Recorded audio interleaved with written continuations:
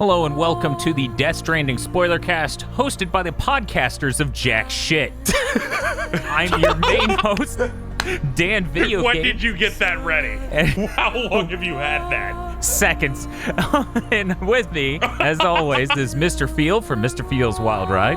Feel Tweetman. Oh yes, Feels Batman. Also, KZBB. I'm Dan Standing, and with me is Bob. It's okay that Bob only has one first name because he probably has three last names. They're all secrets, though. I won't reveal them. He's a reference to the Higgs boson. Bob is the God particle. That's right. Bob actually is an abbreviation, but also that abbreviation doesn't line up with what we say later. My co-host is my Bob to the future. This podcast is in our hands. Yes, the podcast is in our hands. Unless we Thank you all for joining us. This is going to be an extended review of the game as we talk about all of our experiences with it and give it a Famitsu-style score where each of us can give it up to 10 points and we combine them for the final aggregate score. Let's see, how should we start this? Mr. Field, do you have a summary? Yeah, no, it's fine. Been doing them. This was It's not fine. a bit. It's fine. Don't worry about it. Okay. Dan, stare at me. Stare at me, Dan. Whoa! I don't know what that means. What was that? Don't worry about it, KZ. Oh, it's a Metal Gear thing. Fuck off. So what we do with these spoiler casts, as I just talked about, is we talk about it extensively. We do a review of it. We give a number. We're going to give our numbers up front and then lock them in at the end after this incredibly lengthy discussion. So that means each of us has to say a couple sentences and then give it a score out of 10 up front. Bob, would you like to go first with your review? Sure, I'll lead the way. Okay. Why not? Death Stranding is really weird. Like, I have a lot of problems with a lot of parts of it, but I also enjoyed it a lot. And there's nothing like it, really. Like, it's a stealth action cargo carrying ghost game about hiking where you get to build structures. Also, Norman Reedus is there. I'm going to give it an 8 out of 10. There's a lot of things I have misgivings with, but most of the story right off is whatever. It was still funny. Like... All right. We'll get into that more later. KZ, go ahead and give us your review. Well, I've not played any Kojima game before this and just went in with zero expectations. This was incredibly strange, but the entire gameplay loop was incredibly satisfying to the point that even in the part that Kojima upfront said was not going to be fun, I had enjoyment during. I just thought the gameplay was really fantastic and enjoyable. I enjoyed all the various environments. The story was absolutely insane at points. A little bit hokey and schlocky at points, which means I can't give it the highest marks, but overall I think it was a fantastic experience. I'm giving it a 9. Okay, and Mr. Feel. After all the reviews came in, I was terrified I would hate this game. Indeed, I hated that first chunk. I thought it was really boring, but then it picked up. I have some misgivings about the story. Parts of it were really, really funny, and once you started getting more of your equipment, the deliveries felt more satisfying. I'm gonna give this a 7 out of 10 because it still is. I just really don't like the genre, but it was still pretty good for a game in that a genre I don't like. So 7 out of 10. Okay, and for my review, the first day I played this game, approximately 9 hours, was fucking awful. I did not enjoy it at all. I was worried that it was going to end up worse than some of the other games we've reviewed on this spoiler cast series. Maybe one of the lowest scores I was going to give a game. But after that, as Phil alluded to, the game opens up with a lot of systems that give you a lot more enjoyability. Things like vehicles and building infrastructure and finding more clever ways to do things and giving you a way to improve yourself that matters. In fact, the second area of the game has many features that are lacking in the first area. There are no roads in the entire first region in the game. You don't unlock various things like zip lines and other things until the second region of the game. Between that first day being miserable, the plot itself, which is aggravating, and the spoiling the hell out of it that Kojima did with the trailers, I am honestly really torn on this game. It is probably an 8, and that's the score I'm going to give it up front. We'll see if I lock it in at 8 at the end or if it's going to be 7, because quite frankly, the first 9 hours being miserable is kind of a huge mark on this. But let's talk about how much we played it. I played it 62 hours. Whew. Oh, God. Oh, There are 3 roads in the game I want to haven't point built. One of them I have gotten everything to. I just need to walk back to it to give it the last ceramic bits. And then that would be 2 roads from all of them in the entire game. Everyone on my server loves me. Bob, how long did you play? I played 44 and a half hours. lovely audience. By the time we're recording this game has been out less than a week, and Dan played it 60 fucking something hours. You all need to know that. Okay. I thought you were going to say by the time this comes out, Timefall will have melted all the roads he built. Oh, no, they have more endurance than that, I hope. Yeah, the timefall seems to affect other things, but I haven't seen it tear down a road. I've heard it tearing down zip lines. It hasn't torn down any of mine yet. But I would like to know, in order to put this much time into this game, because we do content outside of these spoiler casts, there were 2 separate occasions of me staying up 32 hours straight or longer this week. I'm not saying people should do that. Do not take me admitting to have done this as condoning it. I'm just saying that occurred. 2 of my sessions were at least 14 hours, yeah. I really disliked the part where up in the snow-capped mountains I had to stop building my wicked zipline transit system to go engage with the plot more. Yeah, I started outrunning him on plot, even though he was technically 8 hours ahead, Yeah, because he was like in zipline heaven or something. Oh, yeah. Every city on that snow-capped mountain you can zip to and from. Every single one, including the Mountaineer. I wish I did that. I helped set that up too. Luckily, I didn't have to go it alone like Dan did, but God, it made everything in the mountains so fucking easy. Yeah, there's only one zip line on that mountain that isn't made by me. I didn't do that, so the mountains were the most satisfying and gut-wrenching part of that entire game for me, because I did none of that. Yeah. But how long did you play, KZ? I ended up 50 hours. 9 hours at least were me hitting, I guess it was episode 2 and part of 3, doing every standard order that came up, and then I went, oh God, this is a trap. I'm gonna move on. And then I went, oh, so this is what they meant by this is when it gets fun, because I reached the point where they give you things that make everything easier. Yeah, like skeletons and vehicles. That was it. As soon as they said skeletons were the big one. Yeah. Yeah. it was like, oh, this thing gives me a skeleton, and then I just spammed that dude until they're like, here's the level 3 one. I'm like, here we go. Yeah, I did that same exact that's thing. how you get the higher level one. Yep. Okay. Yeah, whoever gives you a piece of tech, if you raise them to 3 stars, they'll give you a level 2. Then 4 stars, they give you the best one. Did you guys 5-star any cities? I think I did like 2 or 3. I'm gonna be real. I only did orders for Sam. I think I did them all, but I did not do a single standard order. Gotcha. Bob? I got, I believe, 2 5 stars, maybe 3. I would have way more than I currently have if I wasn't building out every piece of infrastructure first. I have 6. But it did this really screwed up thing, and this is one of the things that has me doubting an 8 and pulling me towards a 7. The first region of the game would not spawn an order for a specific city, so it was currently locked at 4.8 stars.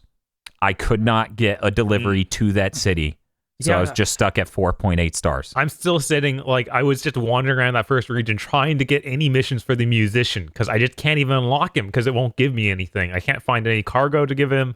Nothing. Wow, that's... Sometimes the later areas wanted you to go back to other areas, so maybe it's that? Well, this is the East Coast, not even before you even get to the mid-region, which is most of the game. Yeah. Oh, yeah. I thought that was surprising, too, when you find out the central region is, I don't know, 90% of the game, if not 95. Yeah. God. Yeah, it's kind of nuts. Like Just Final Fantasy 15. Yeah, Fucking Yeah, Bob said the I same said- I thing. thought Right. that exact thing. Yeah, Because that Final game's Fantasy just like, 15, but good. Yes, you're right. That's why it's Yeah. got a 9 from me. But you have It the goes- beginning right side, then the giant chunk in the middle, and then Then a ruined city at the end. Yep. a cooler ruined city. Yes. And then Troy Baker comes out and he says bazinga. Anyways, Feel, how many hours did you play? Did you say? 39. Wow. A little bit. I think it was 39 and 22 minutes. Impressive. Just beelining this. By the way, my game time is probably not as big as it should be, because guess who fucked up a lot and went, all right, I'll just load. Man, you want to talk Yeah, about I also that. did that. I also did that a couple times. But I think what happened was because I think all you three all started launch night. Yes. I didn't start until midday the next day, and then on Saturday I had emergency work, so I didn't get to play it most of the day. So when I got to that second area, there was already a lot of roads and zip lines. Oh. Bitch. Huh. I was Yeah. a frontier I'm man on my wondering server. I'm wondering if people going into this now or 2-3 weeks from now is just gonna be like, yeah, 25-hour game. Probably. Yeah, I guess if you luck out and get a server that has a lot of people who've been busy. Yeah, I did I know- notice in one of the first areas there was a decent amount of road at one point, and that felt really, really liberating. And then I reached the mountains. My server, I don't think they ever got it together. Like, I Poor didn't be the Bob. only one building things. I'll find a I stray didn't, zip line I didn't that build attaches any nothing. fucking roads. Bob, if it makes you feel I better. pulled out some of the roads because they very cleverly would often put mule camps next to the pavers. So I'm like, okay, I'm gonna knock out all the mules and then just steal all their shit and shove it into the paver. Oh yeah, no, it's really profitable to rob the mules. I got over 2,000 metal one time from a single camp. That's more than most roads require metal wise. And what? This game I has know that we're not talking about the plot, but oh man, the mules are hilarious. I'm like, they're addicted They to are. They're deliveries. drunk off likes. I like the I think idea. it's funny that the second biggest antagonistic force is the people who's like, oh, I found this art. Who did this? Haha.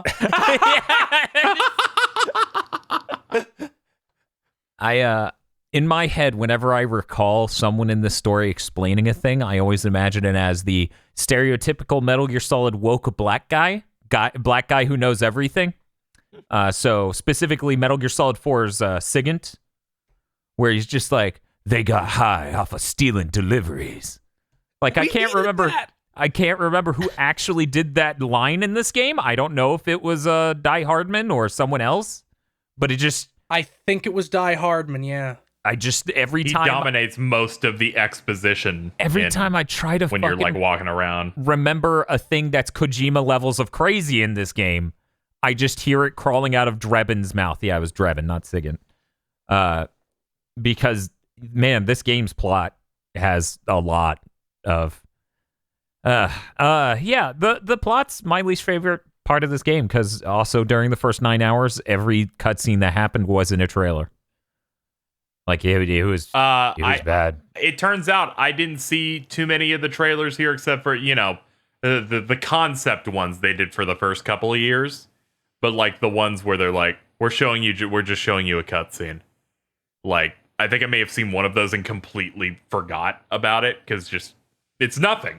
My brain just doesn't care enough at the time. Literally every time you transition into the war-torn beach that is Cliff's mind or whatever, every one of those is in a trailer. I went back to watch the launch trailer and I'm like, holy shit, you spoil the big twist. You literally just have some shit that reveals everything in this trailer. I actually never watched the launch trailer. They show everything. And I mean a level of everything I didn't expect, that final sequence on the beach where They the colors spoil are the exploding. Amelie Bridget thing. Just in the trailer. I mean, to be fair, They show much fun for Mumbo, Amelie. They show the final fight in the entire game. Oh, they show the giant whale? They show someone doing that fight halfway into the launch trailer. That whale was a really, really terrible last fight. Yeah, that should not have been there. I don't know what brainworm got in Kojima that started with what the fuck was the thing called in Metal Gear Solid 5? Sahelanthropus?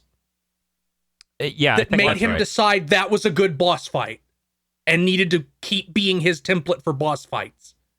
Yeah, I don't know. It's called Metal Gear Solid Peace Walker.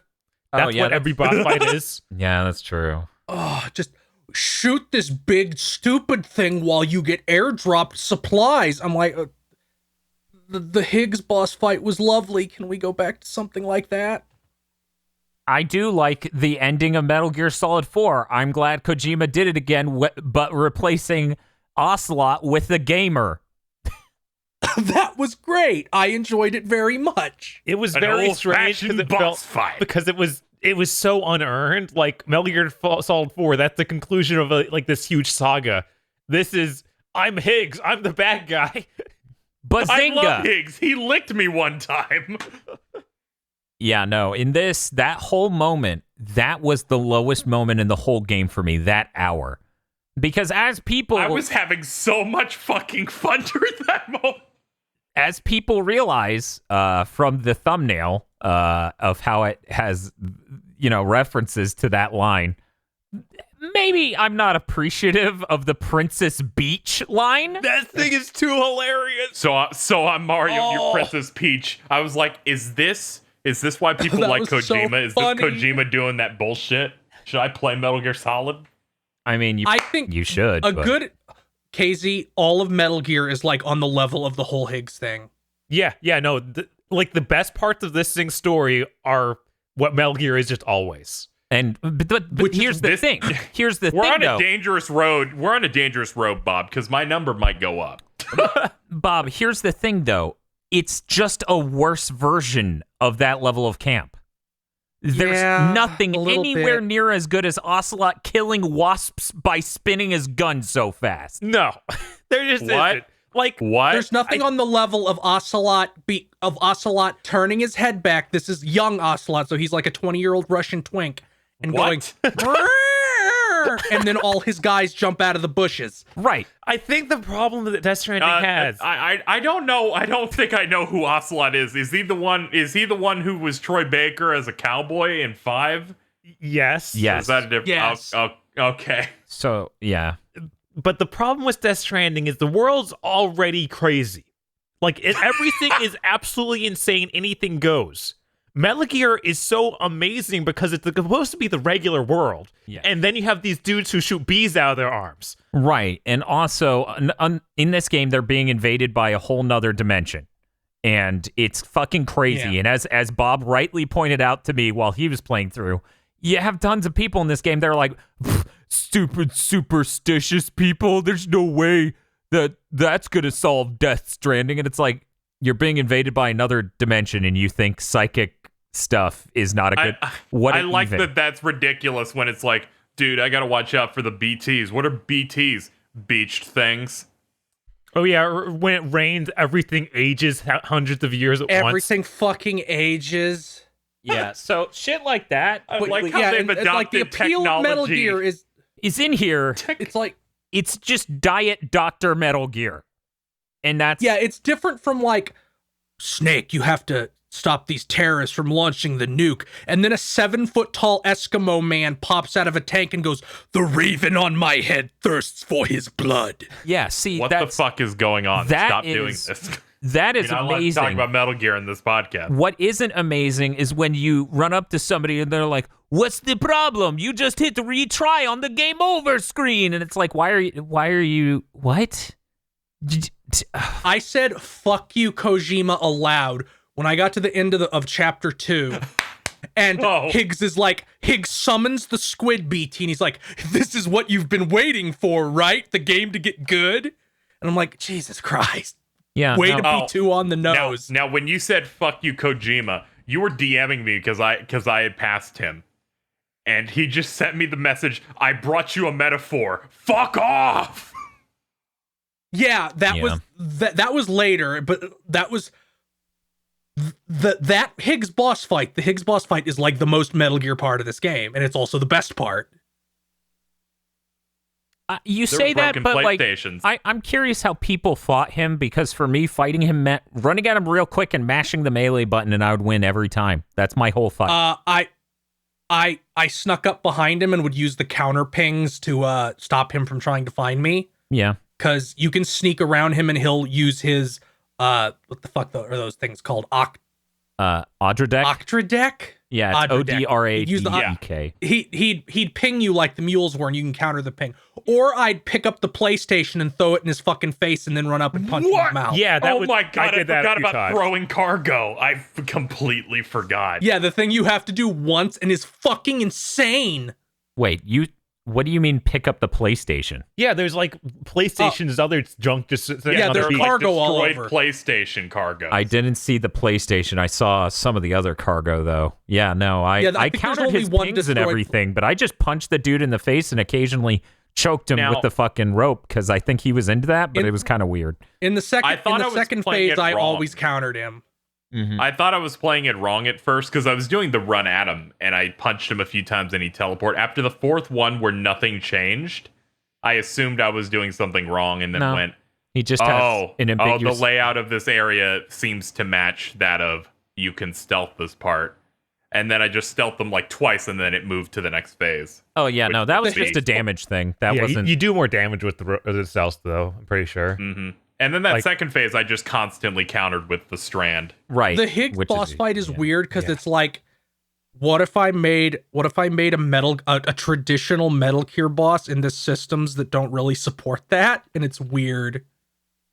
I mean, every time this game wants you to do a boss fight, I felt was kind of one of the worst parts. Like that first cliff thing really sucks. Like World War I was pretty bad. It was just a trench and then the beach getting bombed or whatever. Yeah, like finding him and if you move too quickly through that first thing, it just blows you up. So it teaches you have to go through this slowly. You don't have to sneak. You just have to go through it slowly. You have to look at these graphics. Otherwise, we'll just have a random bomb go off and kill you. Yeah. I had the same thing happen where I started in that area and then I went, I'm blowing up. Well, I know where they shot the thing, so I'll just bait it. Yep. The cliff bosses were not fantastic. There should not have been 3 of them. That's my problem. Absolutely. I think you throw out the first one, it improves it a lot just because you're not doing it 3 times. And honestly, I think the third one, Vietnam, has the best layout. Like it has verticality to it. It has water. Yeah, so you can... going through it, the first one isn't even like visually interesting. I think what could have really helped it is if the Cliff did anything different. Like if he had to use soldiers from that time period or was locked to like, okay, you and him only have World War I guns or something ridiculous like that, it would have made it a lot more interesting. That would have been cool. Like he can summon guys in Vietnam that have like flamethrowers. That would have been cool. Yeah, anything to make the unique and different for each fight would have been great. I really enjoyed those. Like, I guess they were the supercell or whatever they called it, where they just warp you in. I enjoyed all of those sections because I didn't really engage with combat or guns at any point until like the very end of the game. So it was nice to have like them switching it up. And everything, definitely the final version was the best one because I stealthed 90% of it, which I did not do in the first one, which was great because at the very end you're fighting him.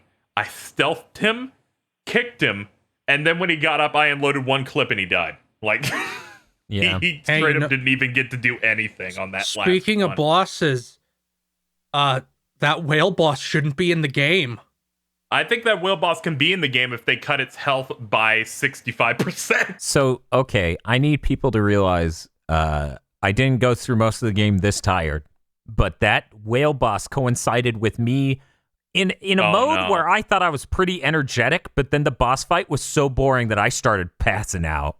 Like, I started literally falling asleep during it because it just takes forever. Like, it bothers me because, like, by that point in the game, individual BT monsters, like, aren't really threatening. You have shitloads of weapons. right. And then they do the thing right before where you're running from, like, 8 wolves. There's way too many for you to kill. Yeah, it's just the, fuck you, they're a threat again because there's too many things. That would have just, that sequence running towards the last city with all those wolves after you felt cooler to me than shoot the whale. Yeah. Yeah, I just feel like you should have weakened that whale. I get them wanting to use the whale, but God, it needed a boss design there, not just the whale is here. What are you talking about? It's got moves. It shoots a laser at you sometimes, mostly not. Well, I mean, I think that we've been waiting for the whale boss since Metal Gear Solid 5 had the whale monster that never showed up anywhere after the intro. I remember that from a trailer. Yeah, it was really cool. It's never shown again after what you see in that trailer. Oh, that's unfortunate. It's very But Metal Gear Solid 5. I feel in like that you way. had two options with this thing that I feel like would have been okay. One, you drastically lower its fucking health if you're not going to add anything to it, because just the pacing just slows down to a crawl, even if you're like me and you were carrying 5 quad rocket launchers by this point. I wasn't that wasn't carrying enough. shit. Or you give it multiple different attacks and like a phase transition where it's doing different things, so your neurons are firing in the brain as you're trying to jump from building tops. Right. Okay, here's a wild suggestion. You combine the running from 40 wolves segment with the whale boss, and you run from the whale. Yeah, no, if the whale was chasing you across the whole eastern region, that would have been pretty scary. Yeah. That does remind me of what I think was one of the highlights of the game for me was when they're like, you need to get to Edgenot City. You can't cross this whole thing. Figure something out. And for 20 minutes, I had no idea what they wanted, and I accidentally got caught and went, "Oh, this is clever." Where they're like, "Oh, get caught by the somebody BT." sends you like an email where it's like, it's interesting where when you get caught by BTs, things rise out of the blackness, and I'm like, oh, okay, they must want me to get caught by that. By the way, I thought that was really impressive on a technical level, like Yes. the terrain changing and actual things like the trees sinking into the muck and buildings coming up. I feel like I've never seen that in a game before. Yeah, no, that's really Very cool. impressive. Like that In fact, section this game- of racing to the other side, I was fucking loving that, and how interesting and different that was. That worked within the gameplay systems. In general, this game runs astoundingly well. The loading is so much better than I thought. Fast. So I'm on a PlayStation Like the 4 Decima vanilla. engine must be fucking on crack. On a PlayStation 4 vanilla, this runs at 22 frames per second. Oh, that's a shame, because on Pro, I feel like it's locked 30. It's got issues, but hey, I'm sure the PS5 will play PS4 games. I mean, so compared to other first-party Sony games as of late, I'm like, wow, this runs better than all of those. Really, you're just it's talking really about the Days Gone. Well, I mean, I'm like, okay, this loads better than most big PS4 games I've played lately. It runs better than most PS4 games. If we're talking about first party, yeah, if we're talking first party, I that's don't Spider-Man remember. and I God don't of War. remember them as much, like the loading of them, to really say. But I don't remember anything running bad or running like Rut-Row. The way Days Gone did for the limited time I played that. Yeah, Days Gone is like the Yeah. only one of the Sony exclusives I can think of that was just bad at that. Yeah, Was The put together loading, with the loading, gum. the loading in general though is so much better than anything. Is most things I've played this year. Like loads better than DMC 5 and Kingdom Hearts 3. yeah. Well, Kingdom Yeah, Hearts it's just- three. RE2 making places. You'll die because you trip and the neutron bomb you're carrying on this delivery explodes, and they're like, "You failed. We're done loading." It's like you're ready to Yeah, go. it's so fast. Man, I feel like the writing was the most aggravating when Sam has heard 3 times this story about Fragile. I just said her name and now I'm just thinking about changing course and talking about her, but let's not. About the fucking bomb. I thought you were gonna say my name is Fragile, but I'm not fragile. Yes, I'm looking forward to. My name is Titty, but it's not a titty. And it turns out she's had bombs underneath her shirt this whole time. Kino. Is Fragile's actress okay? So they're not a native English speaker, which I guess makes sense. Yeah, no, it's fucking obvious. One might say. That would also explain the other character that's in the junk dealer order quest. Yeah, I saw her. That was the most Twitter. obvious. That was. I don't want to. This is so mean, but it's like that the junk dealer lady came out and I'm like, Isolation 119. That's someone who that's apparently someone well known in Japan, and that's why Kojima cast her. That should be the only reason you cast her. Cause that is the reason. There's like a video that they did and like showing her in the game to her for the first time, and that's the reason. I mean, not a native English speaker. Her performance is fine. The writing's more of a problem than her performance, but her ability to speak English is kind of rough. Yeah. I feel like it's impossible not to jump around with this fucking game, but I want to point out like a problem I had with the story, a big one to me. Okay. We could be on this for hours. Okay. We could. This is my sore spot with the game, aside from the outright glitches, which I want to talk about. This is I feel like this will be a little bit different than Dan's, but they make a big deal of what like a bond Sam Porter Bridges forms with these other characters, but it has like an even worse problem than Metal Gear Solid 5 did, where it's like Sam barely talks to most of these people. And I feel like he talks more than Metal Gear Solid 5 men. He talks more than Kiefer Sutherland, yes, but he still does a speech at the end that is completely out of character and weird. Yes. It feels like this. It feels like, Kojima, man, I know you want to play director with these actors, but like that shit worked in Metal Gear because there's 8 trillion codecs you can do in Metal Gear Solid. You have all these famous actors here, and you just can't afford the amount that you need for something like that. And yet they clearly gave him an insane amount of money for this game. Like an absolutely bonkers amount of money for this game. Psychotic. Which is amazing because most cutscenes happen in Sam's bedroom. Yeah, almost all of them. How many times the game went, Sam, I'm sure that person will find you in your bedroom. Or, hey, Sam, you look tired. You should rest up before whatever. And then the cutscene happens. It's like 70% of them are in your bedroom. And it's usually just it's like hey, one person at a time. And it's like amazing when you get to the end of the game, like, we got all 5 of them in the bedroom.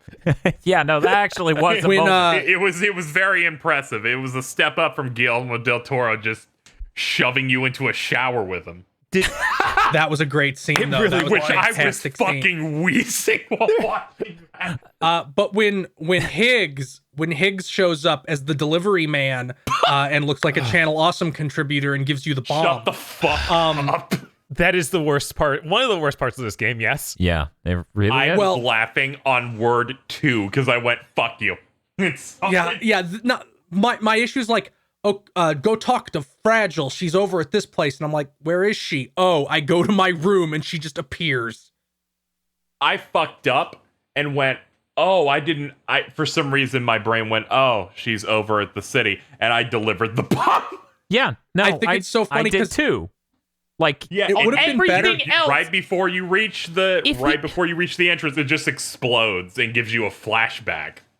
Yeah, it would have been good if they literally say, package 9 thermonuclear bomb. Right? Yes. Like if they did not do that, it would help a little bit. No, it would be fucking stupid either way, but that's them just being like, haha, look what I did. And it's like, no, this isn't funny, you asshole. What are you fucking sitting here being like, isn't it funny how I wrote this terribly? Fuck you. And then Sam I like the fact that I knew it was a trap. I knew he was setting her up, and I still delivered it.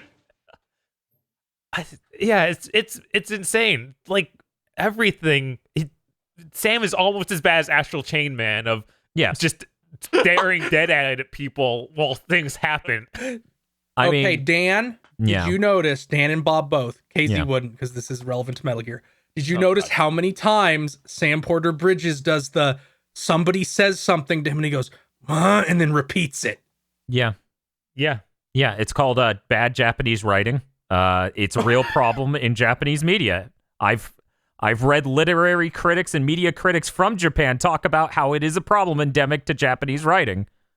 I'd play Japanese games, watch Japanese things. Japanese That- things? Because there was Using something like ID tagged ID tags. like what? ID ID tag. tagged dicks. Independently tagged dicks carry independently tagged guns to shoot other independently tagged soldiers. Oh my god. Is anyone else disappointed we didn't get to go to the other side, the other dimension? Like, I wanted to know more about You wanted to be dead. I wanted to know You wanted to be exactly dead? what the Death Stranding was, more details about it instead of like the weird I tangent they too go wanted on. to be dead playing this, but for completely different reasons. Well, Bob, you didn't appreciate the 90-minute cutscene that takes place over the worst credit sequence in history, where they're just like, "Here's everything about the Death Stranding."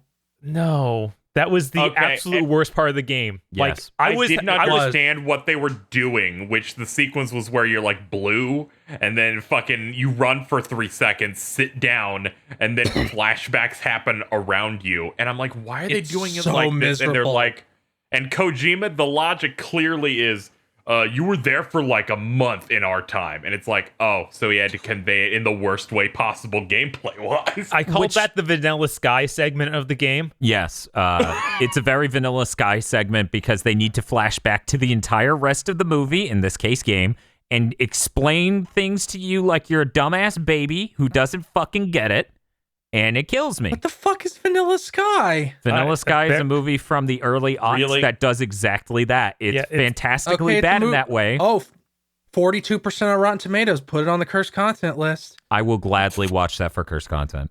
I might even bring that in as my personal pick. Who knows? Most of that movie is fine. Yeah, Pretty good. It's And then it's that 55 last- minutes of a movie that's fine. And then the last 20 minutes or half an hour or whatever makes you just go, fuck you, man. Dan, this movie's 2 hours and 20 minutes long. Yeah, those okay, 20 it's minutes the last are, half hour. Yeah. It's rough. It's just like, hey, The you didn't part get it. that baffles me the most is like, you have a long extended walk. The last thing in the game before the very final cutscene is a long extended walk to the incinerator. You don't have any equipment. You don't have any UI because they took that away from you. Why weren't the credits over that? Because he decided he only wanted to roll the credits 3 times instead of 4. Yes. Don't talk to me about how this fucking game ends more times than Return of the King. To be honest, that final section where they play BB's theme and you adventure to the incinerator, I liked that quite a bit. I did like that. That was good. Oh, let me explain. The ending is 2 hours long. If it was 30, it would be amazing. The hour and a half aside from that fucking ruin it for me.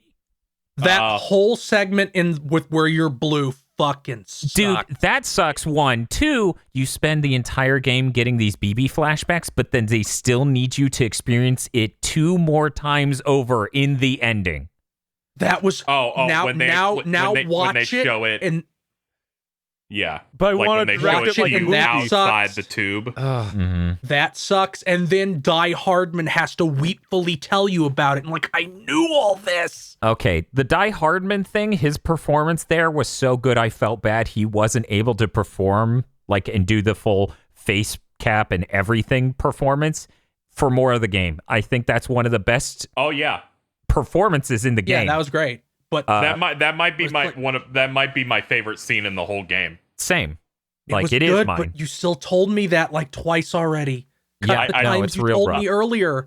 Yeah, like you were mentioning experiencing the thing that happens outside the tube with Mads. That was also one of my favorite parts of the game. I really like seeing. That would have been great if I didn't get constant flashbacks and also someone else recapping it right before it happens. I Let's just talk about thought how it was bad. So we need to have a poll real quick. neat. What? Does Hideo Kojima want to fuck Mads, or does he just have incredible sympathy for people who do?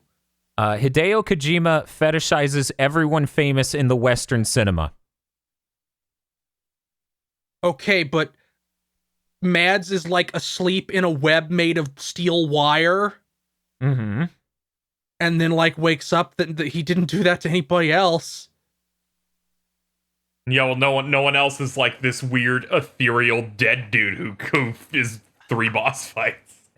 I think that he's been pretty clear on Twitter about how hot he thinks Mads is, so whatever. I mean, hey, you can That say tweet where he's like, "I've got Mads with blood, Mads smoking." look, you can say all you want, but Fragile is the only one whose feet were shown. Were they? No, Norman's.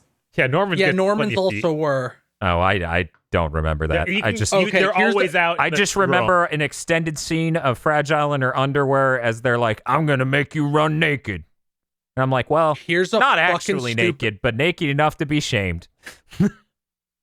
Well, it was so the time rain would fuck her up, Right. which is why she wears the full bodysuit. Then they could show a real- like, look at us turning this model old before your eyes. Right. Yeah. A really dumb thing though that felt very Metal Gear-esque to me, even though I never had to use it because I'm not stupid, is sandalweed. Yes. What was okay, I wrong never with used that? that. Well, no, it's great, but I'm like I never had to use it. I just think yeah. it's funny. Like here's a tree that shoes grow on. Yeah, it's great. I use that quite a bit, honestly. I used it at one point, and I wanted to recount this story because I am sure it maybe didn't go to shit like everyone else. For everyone else. Mm-hmm. I finally finished all the Snowcap Mountain missions, and Hartman's like, "Okay, you need to go to the West Coast to activate the thing, or you need to go west in order to activate the thing to go to the West Coast." That trip was a fucking nightmare for me. All of my shit, which was barely anything because I was rushing through the story at this point, so that way I could get back to the parts I enjoy as soon as possible. All of my shit was barely anything and then stolen from me by the mules. I ran out of shoes. I ran out of everything. I was limping with bloody feet the entire way past the mule camp. I do. Before you continue, just a quick question, because you brought up the feet. Who had to rip off a nail? Because I know that's the thing in this game. I You, like, think it happened. Norman Reedus I- rips off a toenail. Oh, I was never without shoes. I'm going to be honest. Like yeah. I kept pretty good track of it. I feel like I saw that, but I also can't really be sure, so I may have blocked it out. I'm going to be real because that's one of one of those things that it's like horrifying. I know You're like, no, it's Captain N. I know you did something where Norman's fingers were turned black. Oh yeah, I got frostbite. How did you fix that? What? There's frostbite? What? Yeah, How do I you didn't- get frostbite? I didn't use the thermal thing at first for a didn't- few hours. I never used that either, but I didn't. I guess I wasn't If you in go the to snowy your mountains long enough. If you go to your private room after doing that, his toes and fingers are all black. It's really fucked up. God. It's so fucked up. or maybe because I immediately put on the power gloves once I got them and I never took them off. Yeah. But that trip to the West was a nightmare. But I'm talking Yeah, like what happened on that trip that like ruined your life? yeah, it was fucked up, guys. I had no stamina. My stamina's max bar amount was a single square by the end of it. Oh, My shoes were I've had that happen. my shoes were completely flattened out, so I'm limping and bleeding everywhere from the moment I passed the mule camp until the west, like until the Tar Ocean. It was a nightmare. And I reached that, and there's a cross made from road right before an ocean of tar, and I'm like, wow, we're going full Ava on this. It's not enough that my belly button thing is a cross, like it's a C-section that is a cross, and my Odra deck forms a cross. We're just going to go, let's throw a shitload of crosses out there and see how Ava we can go with this. And then it was just the Tar Ocean, so it was fine. And then I got to the final beach, and it was a blood ocean, and I was like, God damn it. You're not getting away from yeah, that Dan. last thing where it's like sunset. It looks super Ava-y. It was just an ocean of dead bodies in an ocean of blood as the world ends. Nothing Since you weird. mentioned the Odra deck, I feel like it isn't going to come up organically, so I want to say BB's a fucking Chad. The part where he blocks bullets for you is raw. that fucking pout that he makes toward Higgs was incredible. That was really great. I'm not bringing this Also, up the heart bubbles. as a complaint. I'm just genuinely curious what other people think. Guys, Louise is just a random BB. The entire game, it's sort of entertaining, like vaguely implying that it could be you because of how the chiral network interfaces with time and shit. And that it's just like, oh, it's Louise, it's a girl, it's a random baby.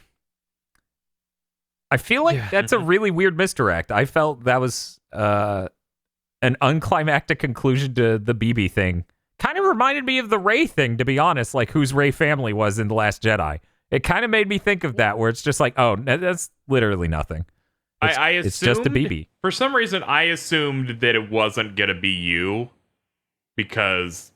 Yeah, I never got the idea it was you. I mean, my reasoning was I didn't see a penis on it. Yeah, but the way the thing's constructed would prevent you from seeing that. Okay. Like every time you see and then by the time I started even questioning it, it's like, oh, it's named after, you named it after a daughter you were going to have. Okay. Yeah. I did at the scene at the end where you're outside the tube and seeing the Mads thing and like Sam is standing in the middle of it, I thought we had literally time traveled and the ending was going to be him preventing BB and Cliff from being separated somehow. That would have been pretty crazy. I mean, it did seem like it was going to go that way. Yeah. Oh, yeah, when he's just like standing in front of them. But yeah, all those, every time you link into the BB, it's showing you memories that clearly have to be yours by the end of the game. Yeah. So it's super weird that it's like, nah. That's clearly an intentional misdirect. My only question is whether or not, like, it's a fulfilling one. But I guess if you didn't see that as a misdirect, it couldn't have betrayed or fulfilled your expectations. Hey, how's it going? I actually didn't see this shit coming at all. The Amelie Bridget thing was seen from a mile away. When they announced that casting, I was like, okay, so that's why you have that cast. Before we move too far away from the BB. Sure, yeah, Bob, go ahead. The BB that you have in the game has the little astronaut toy that Mads gives you. Yes.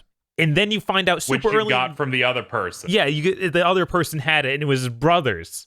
It's like, what? This doesn't make any sense. This is just here. No, it's just a misdirect. It's just a thing that he did. Yeah, it's that so threw strange. you on a random trail, and then it turned out to be a girl. So, yeah. Because like I went to the interviews looking for something like maybe every BB is somehow a clone of Sam. Something like that. I mean, to be fair, he was one of the first BBs, judging by all of the things. It sounds like he is the first. Yeah, he couldn't have been the first because the first was involved with the Manhattan accident, presumably. Yeah, presumably the first BB was somehow involved with a Manhattan accident, which precedes Sam becoming a BB at the beginning. Okay. So, like, was there any repatriate other than Sam in this whole game? Higgs. Yeah, I was like, Higgs is Hartman? Was Higgs a repatriate? He always kept talking about we got Doom, Sam. Yeah, that isn't the same thing though. He said that he would. The thing was that both of them could die on the beach, and they couldn't. Yeah, in the real world. Yeah, because that's just how that works. Where if you die on the beach, that's it. You go to the afterlife. So yeah, he might have been a repatriate. Then. I mean, that's why that's a thing for them. Normal people die and they stay dead. Repatriates come back elsewhere, but don't on the beach. So that's why that was meaningful to say on the beach. He's like, but I assumed it might have only been counting for Sam. Like he wasn't saying both of us. He was just saying he said we. Yeah, we're on the same we. level now. I know, but I felt like he meant more just like we're both on the same level now. I'm pretty sure he referred to both of them as repatriates. But anyway, there are enough interviews in that thing that people can go and read them because once you find his lair, you get a memory chip. Man, I wish that... Since we were talking about it and then we went back to BB, the Bridget Strand twist. Yeah. As soon as you mentioned on the Gamer Premonitions episode that it was the same person, but they just de-aged, I went... And then they started introducing the stuff. I'm like, oh, that could be a way that could go. So that's something I did see coming by knowing the whole actress thing they were doing with that. Yeah. So that one didn't really hit in a way, except trying to figure out what her motivation is. Speaking of which, if you guys are okay on going on this tangent, how the fuck does Higgs and his actions make sense for Bridget to orchestrate by the end of this? Like, she wants the world to be destroyed. she wants the chiral network connected. How does it make sense for her to watch as Higgs tries to beat you to death? I don't know. I was writing off all of People can do the fucking Higgs whatever they want in this goddamn game. People teleport For constantly. 1 second, one brief moment, when right before you fight Higgs and Amelie gets like strung up in the web, Yeah. I was like, Higgs is gonna take off his face and he's gonna be a spider. Bob was right. As soon as they showed Mads or Cliff in the barbed wire web, which I immediately went, this is raw. But when that happened, I went, thank God. This means there might not be a giant spider. Wouldn't that be more evidence there will be a giant spider?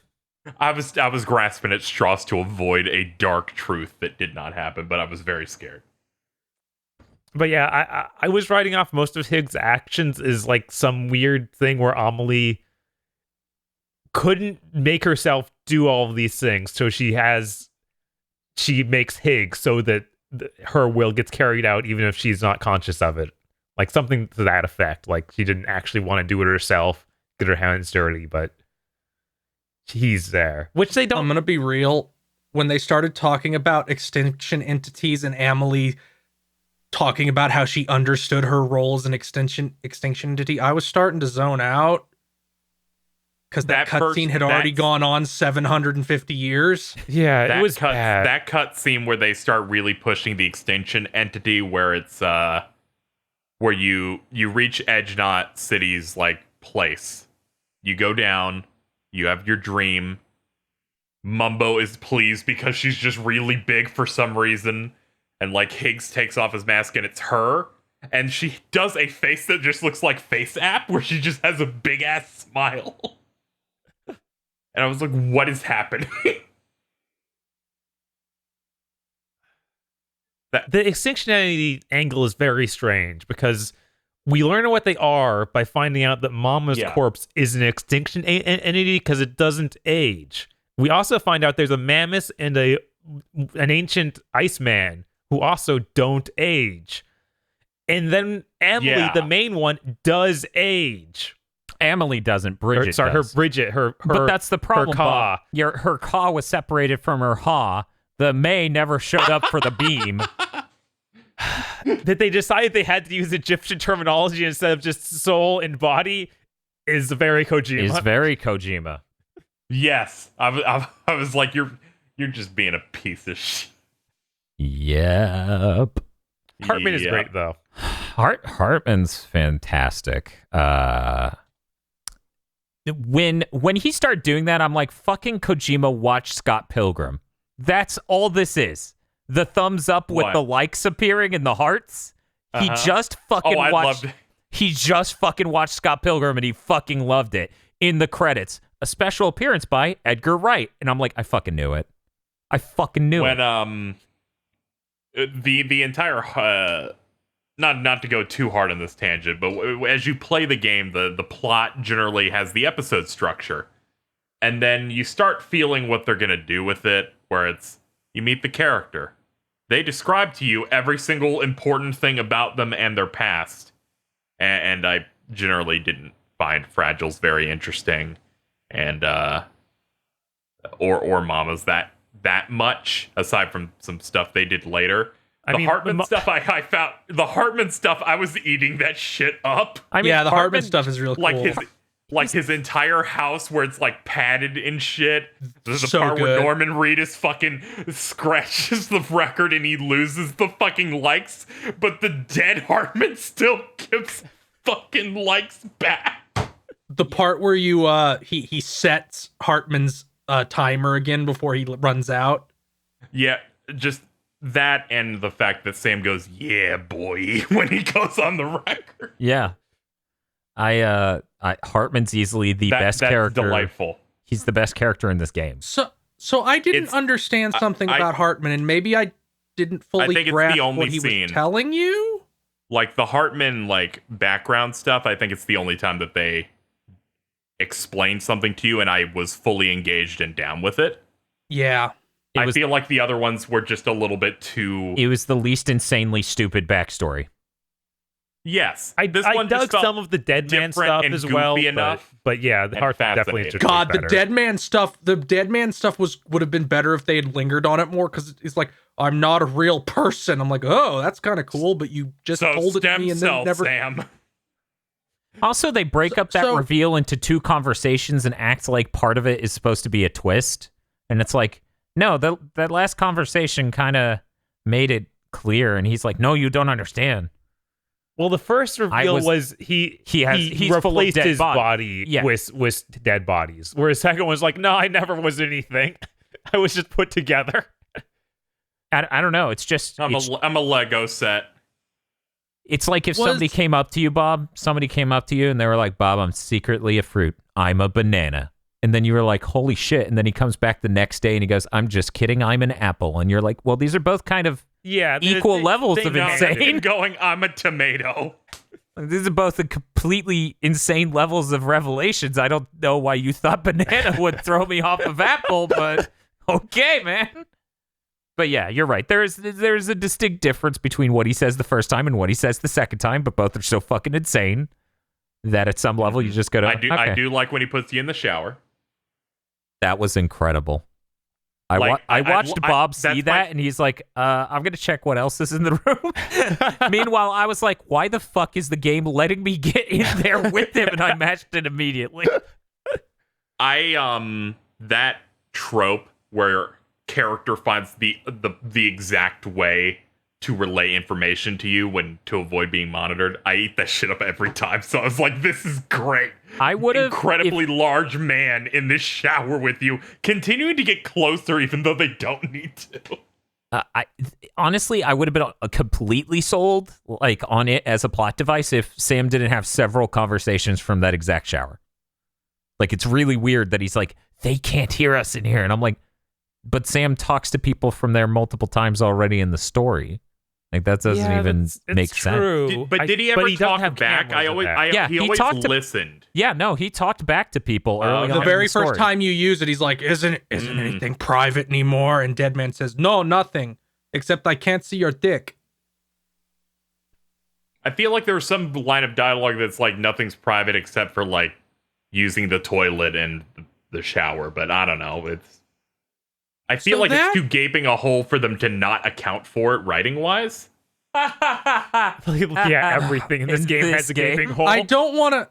I feel like if we start going down themes, we'll be here forever, but I have to, So, Death Stranding is a game about connections, especially connections through, the internet, being good.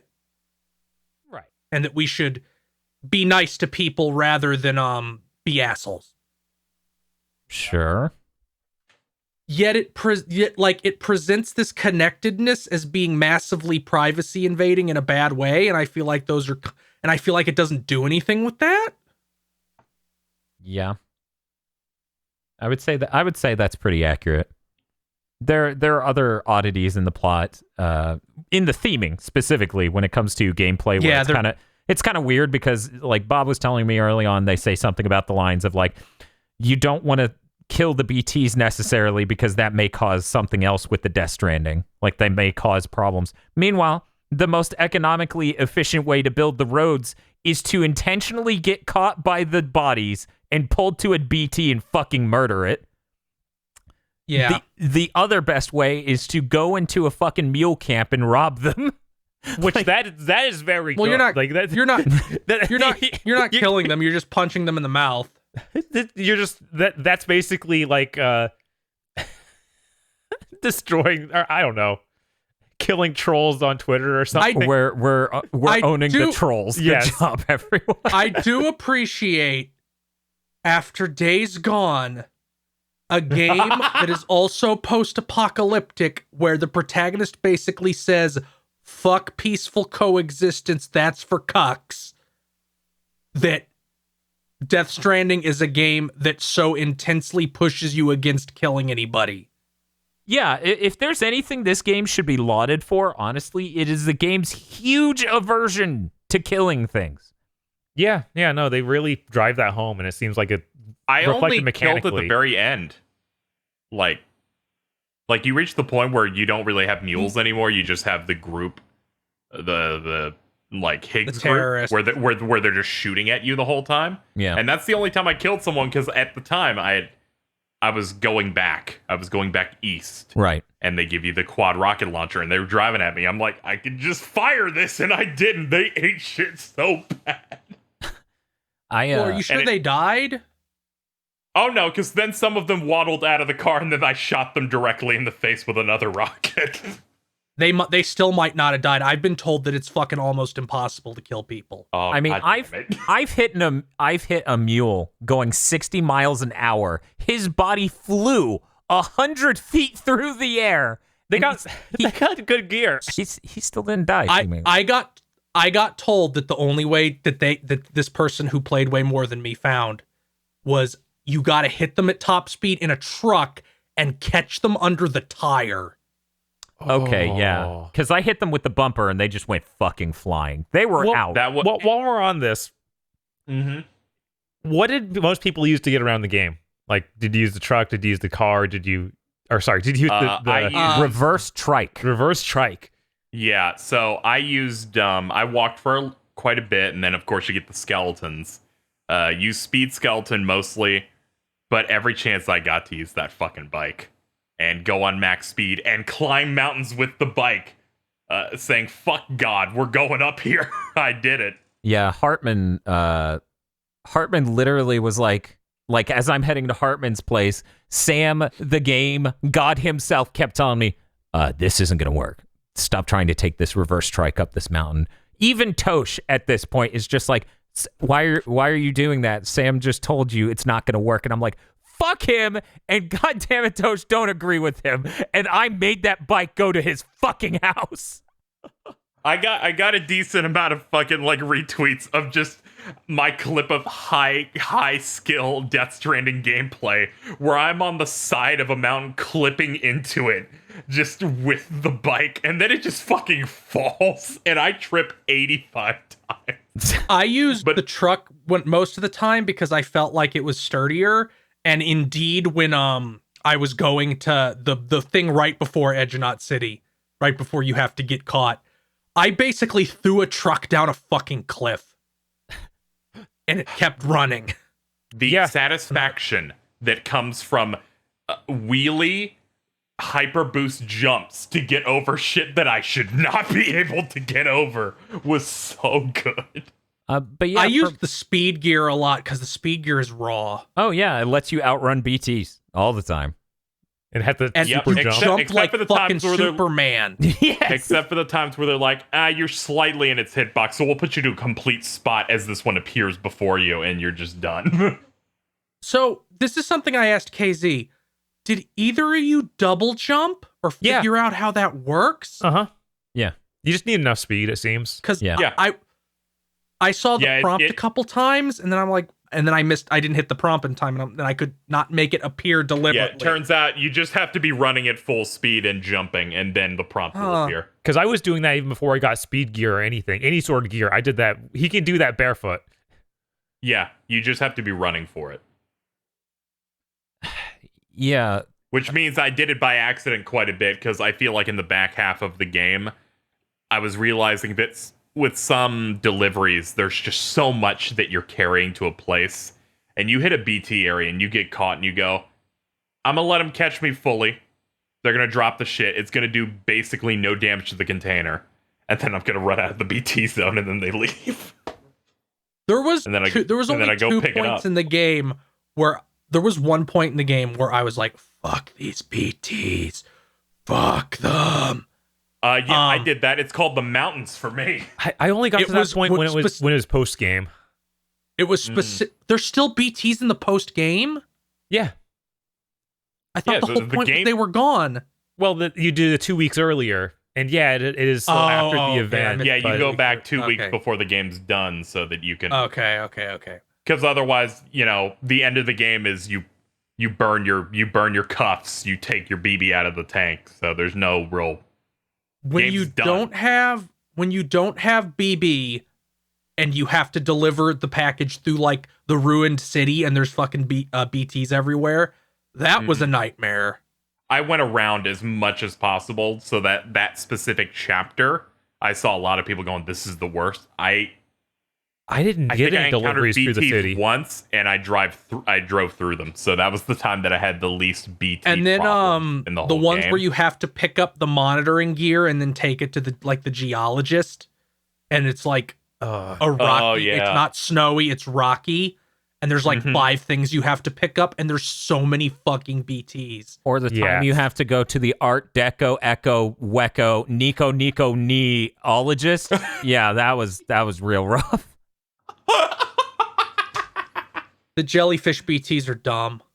I liked them conceptually. I wanted more stuff like that because I got a little tired That of it was just it. being ghosts the whole game. I was like, I want you to do more with these. I wanted there to be some sort of different sneaking to do here. And the that jellyfish gave is like, me just a run. similar feeling.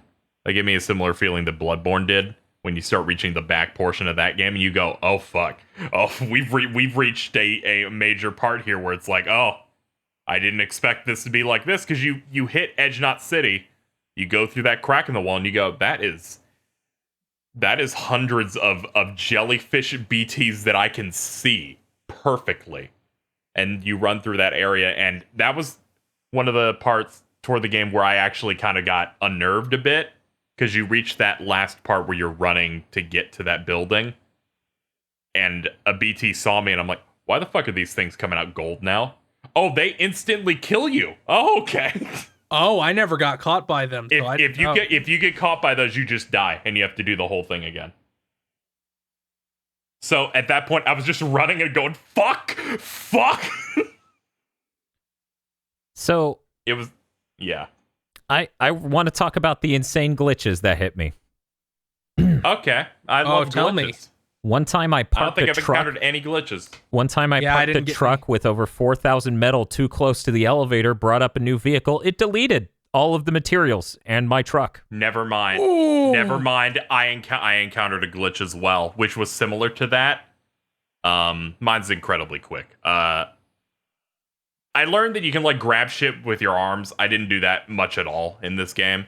Mm-hmm. And you have a mission where you need a lot of ceramics or metals or something, because Yeah. they come in the big handle cylindrical yellow ones. Yeah. And I turned in something, which means I dropped something because I didn't immediately catch that you have to hold the triggers the whole time to hold shit. And it's in the little prepper, I guess they're called. They're little stations that are small. It Yeah. fell through the left and clipped into the wall, and I couldn't get it. Oh no. Yeah, somebody else who was playing it was like, yeah, I set down a thing and it clipped under the world and I had to reload.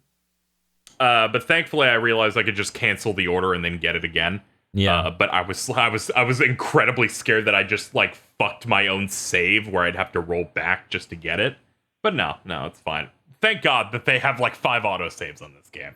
Kind of. The next story I tell you is actually gonna Oh, no! maybe go in the Oh, face no! of that.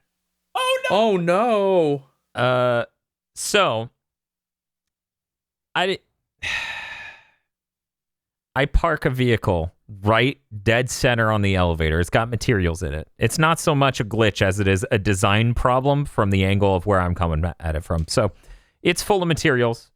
I go into the private room and I'm like, okay, I'm gonna, because the game retains where vehicles are. I 13 hours ago, and this is not an exaggeration. That was impressed the shit out of me.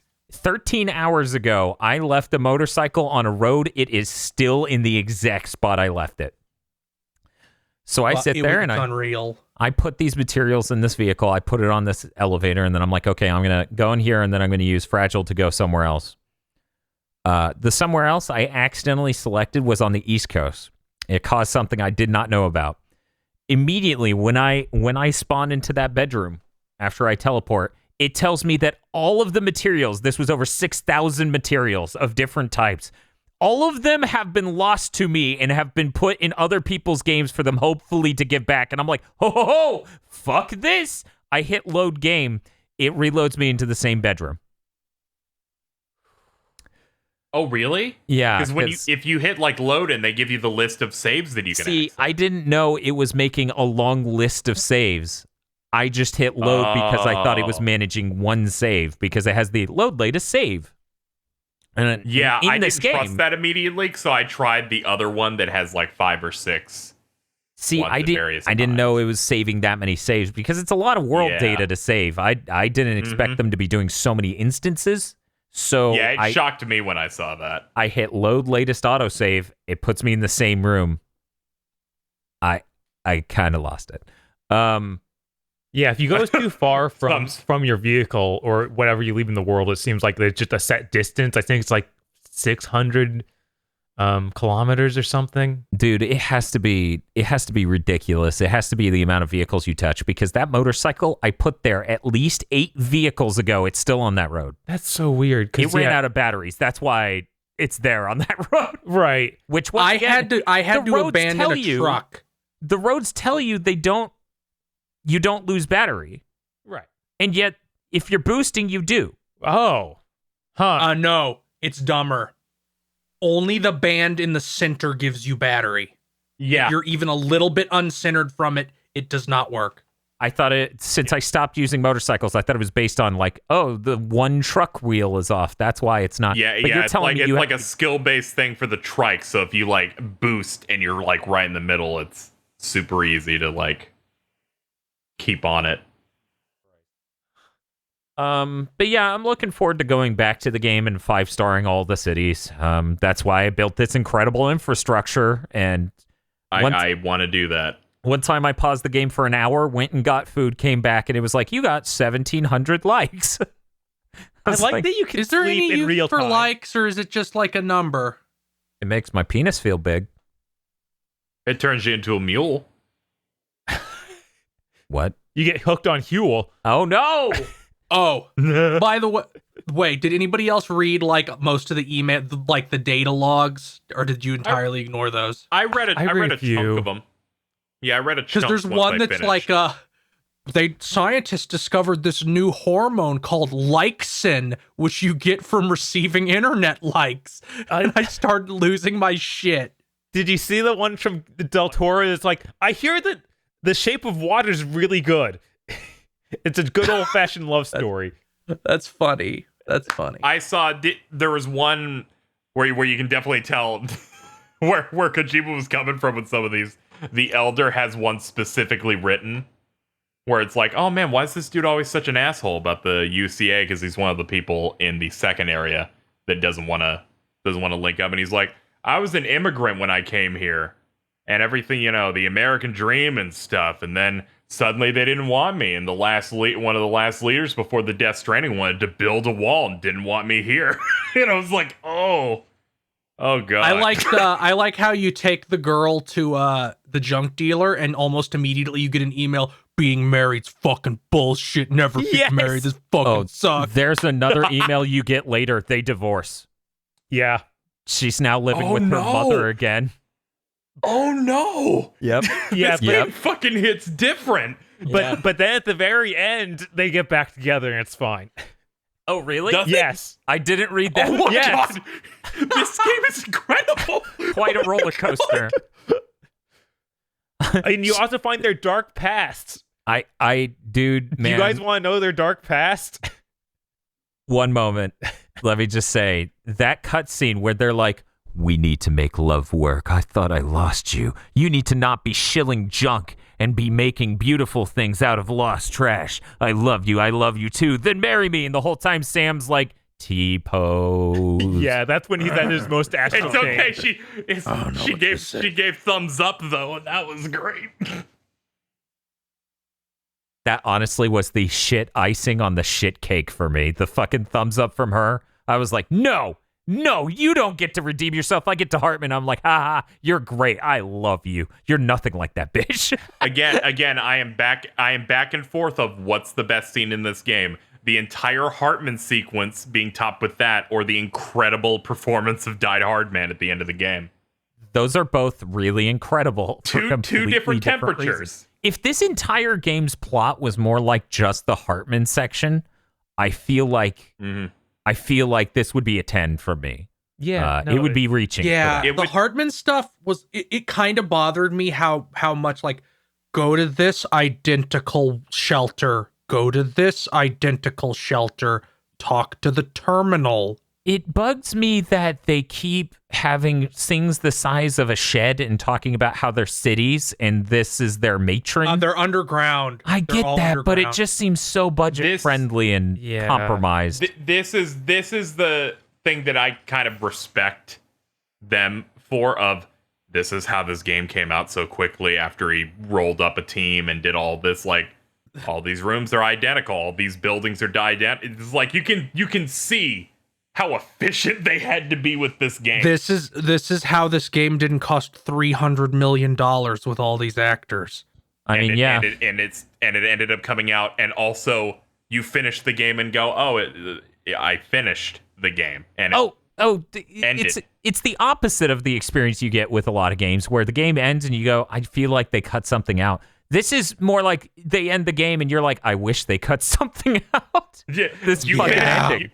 Yeah. Again, I made a tweet saying I finished the game. Wow. Someone asked me how Kino was, and I said, I finished the game. I tweeted this when I hit the real credits. I beat the game 2 hours ago. Like that really describes what's going on with this game. And unlike I liked everything except for that blue part. That blue part was silly. Silly. It did not need 6 transition sections. Also, it weirded me out because there's this chunk of land on the beach that has color, and I'm like, obviously I'm meant to go there. There's something there. No, it's just there. Yeah, it's like the worst one of these scenes I can think of because I'm like, who else does this? Kamiya does this. Yeah. Itsuno does this. Mm-hmm. They keep it exciting. It's fun to play the credit sequence. If we were delivering packages on the beach, that would have been amazing. Right, but the whole point is that you're supposed to be in what is effectively your eternal purgatory, and I get that that's the point, but it also sucks, not the least of which for all the reasons already mentioned, but also, dude, motherfucker, you put me on a beach with a gray/white sky, and the credits are white? What were you thinking? Okay. Yeah. That was great. I became tired Squints Man. That's who I became in that moment. I'm just like, what the fuck does that name say? And so I whip the camera down. I whip the camera down at the ground so I can read the credits because I figured out by this point the game doesn't want me to do fucking anything. Yep. So I start teabagging stones on the beach out of boredom while reading the credits. It doesn't want you to do anything until the credits pause, and then you have to run for a second so you get tired and sit back down. Yeah. Meanwhile, I'm like, this could have taken a few cuts. I like this song, though. About the songs. Kojima tricked everybody into one, playing a AAA game in 2019 where you don't kill anyone. That was a big flex. And 2, becoming low roar fans. Right. I really like the low roar music, but I feel like early on in the game, you're getting lots of different artists, and it's exciting. Like, I wanted it to keep showing new artists at me because I thought that was really cool. And then it was low roar. They did low roar. They did low roar for 15 more songs than they did. I forget the artist's name. They did like one that wasn't low roar, and this was like in maybe chapter 8. And I was like, oh, this is something. I got excited each time because I'd have like background noise on when I would play when it's just ambient noise. Yeah. But as soon as the song played, I went, it's time to zone out and just walk. And the thing, Bob's experience was magnified for me because I was waiting for the Churches song because it was in the fucking opening credit reel of what songs were in the game. I was waiting for that song that he was in one of the trailers that was great, and it never showed up. What, the one with like the electric guitar? I think so. It was like the second to last trailer. Yeah, it was like the one when the game finally came back and they did like a big extended trailer where they're like, here's the name of all these characters, and it was preceded by that live stream with the hands. Yeah, it was very cool. But that song was not in the game at all. I spent the whole game going, when are they going to do I'll Keep Coming? I'm like, of course it's the fucking credits. Credits number 1. I wish that after you beat the game, they let you have a music player outside of your room.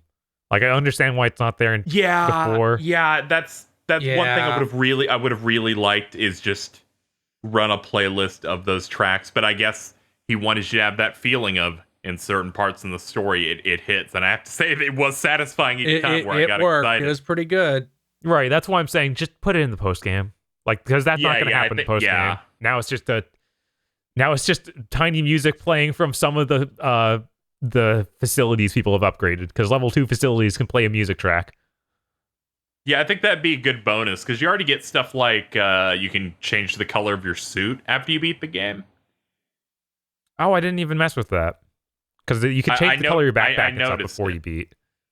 Yeah, but I know she can change the entire, like, your entire, like, hood. That's good. To different colors. And I was like, oh, that's a neat little thing. But yeah, I think the music, the way they reward you, I guess, for continuing to...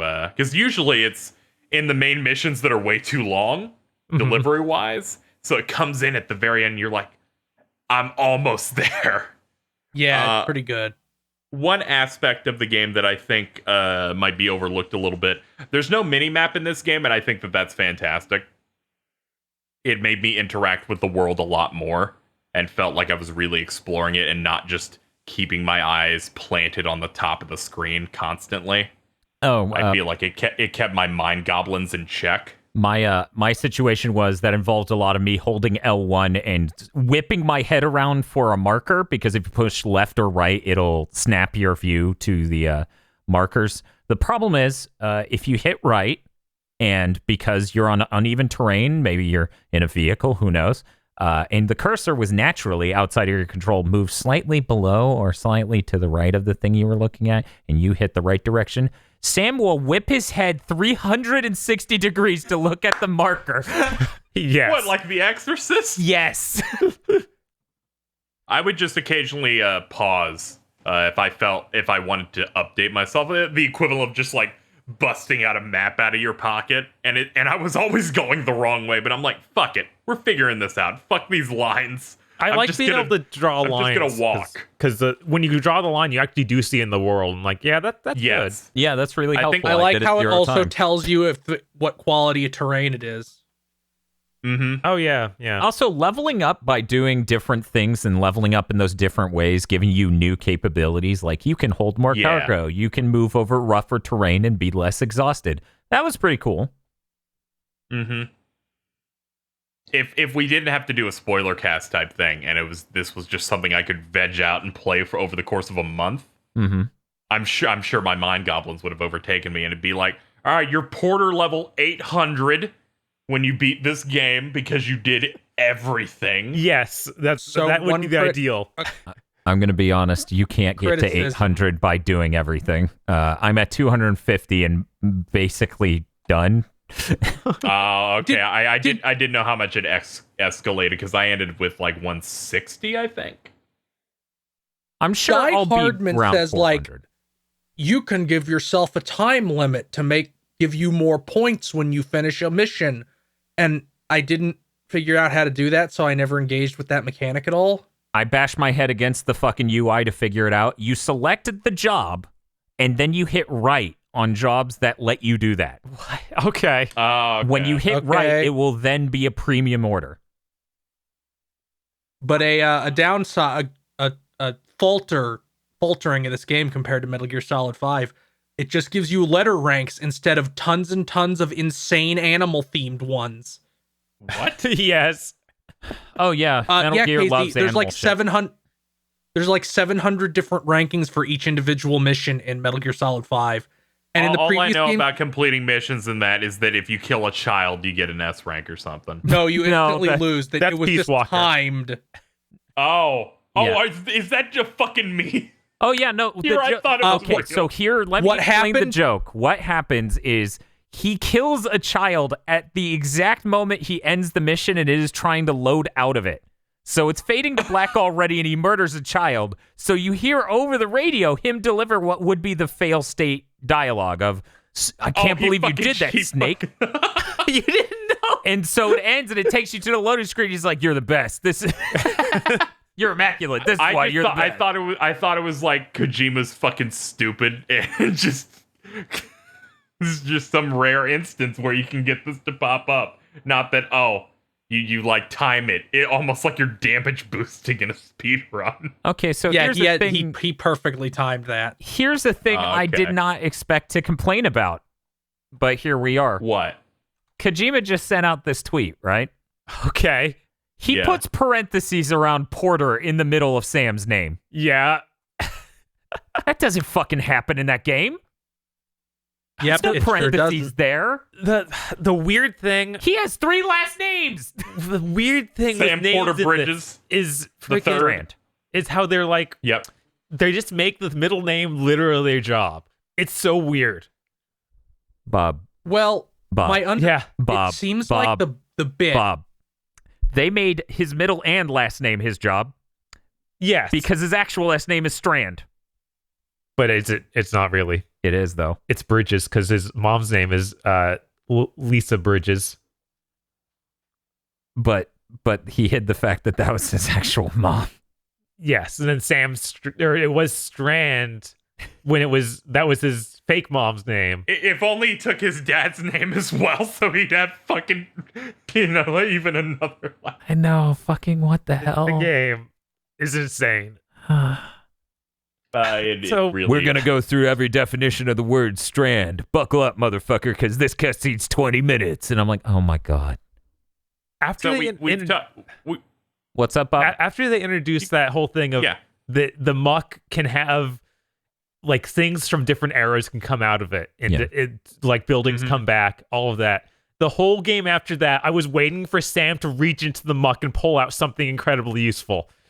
That's why I tweeted the katana thing, where he just pulled a katana out of the muck and stabbed Higgs. Okay, yeah. I was waiting for a moment. Feeling like that's what you meant. I just really needed it, and we did not get any sort of cool payoff. I was sad. I do appreciate the bros that are just white Sams that throw you weapons and blood packs at points. They also do another thing that I only saw during the whale fight. They will push down the muck BTs. Huh. Oh, I was whenever the muck BTs came out, I was just like fucking run and climb that I didn't think to look. Because the whale shoots them at you in parts or like summons them. And they were wrecking my shit, and one of the ghost porters like popped up and like headlocked 2 of them and started shaking them around so they could to get them off me.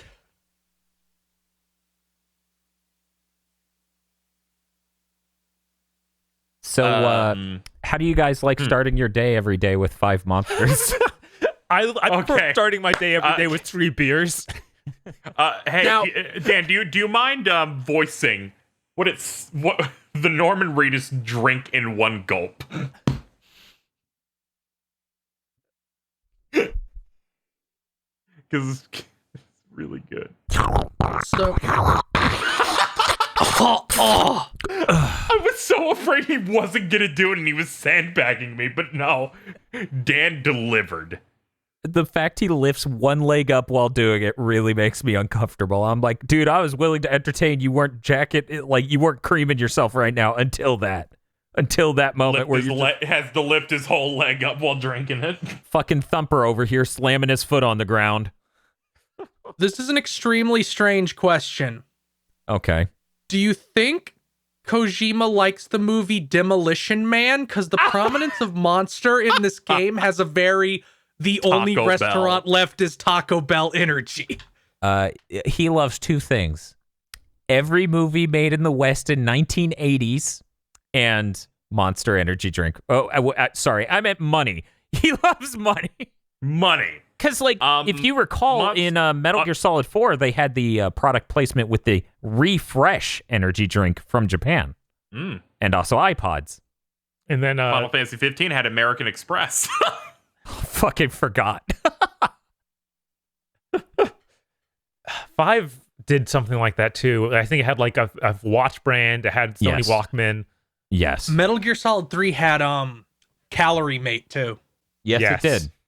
I think 4 did as well. I think 4 Yeah, I also think that had came back. Calorie Mate. It's so psychotic to me.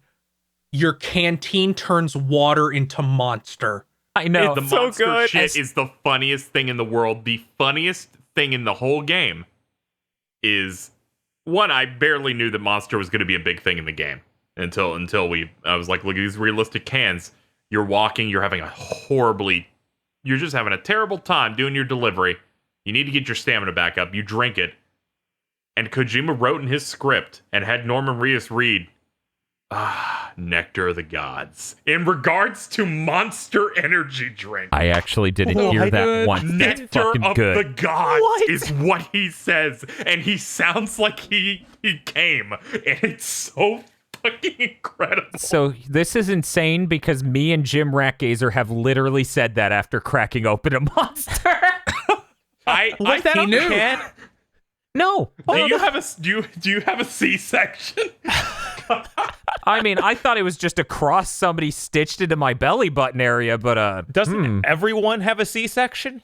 no. It sounds like a woman accidentally shot you conveniently when trying to shoot a random guy. Yeah, but that was just at a CVS.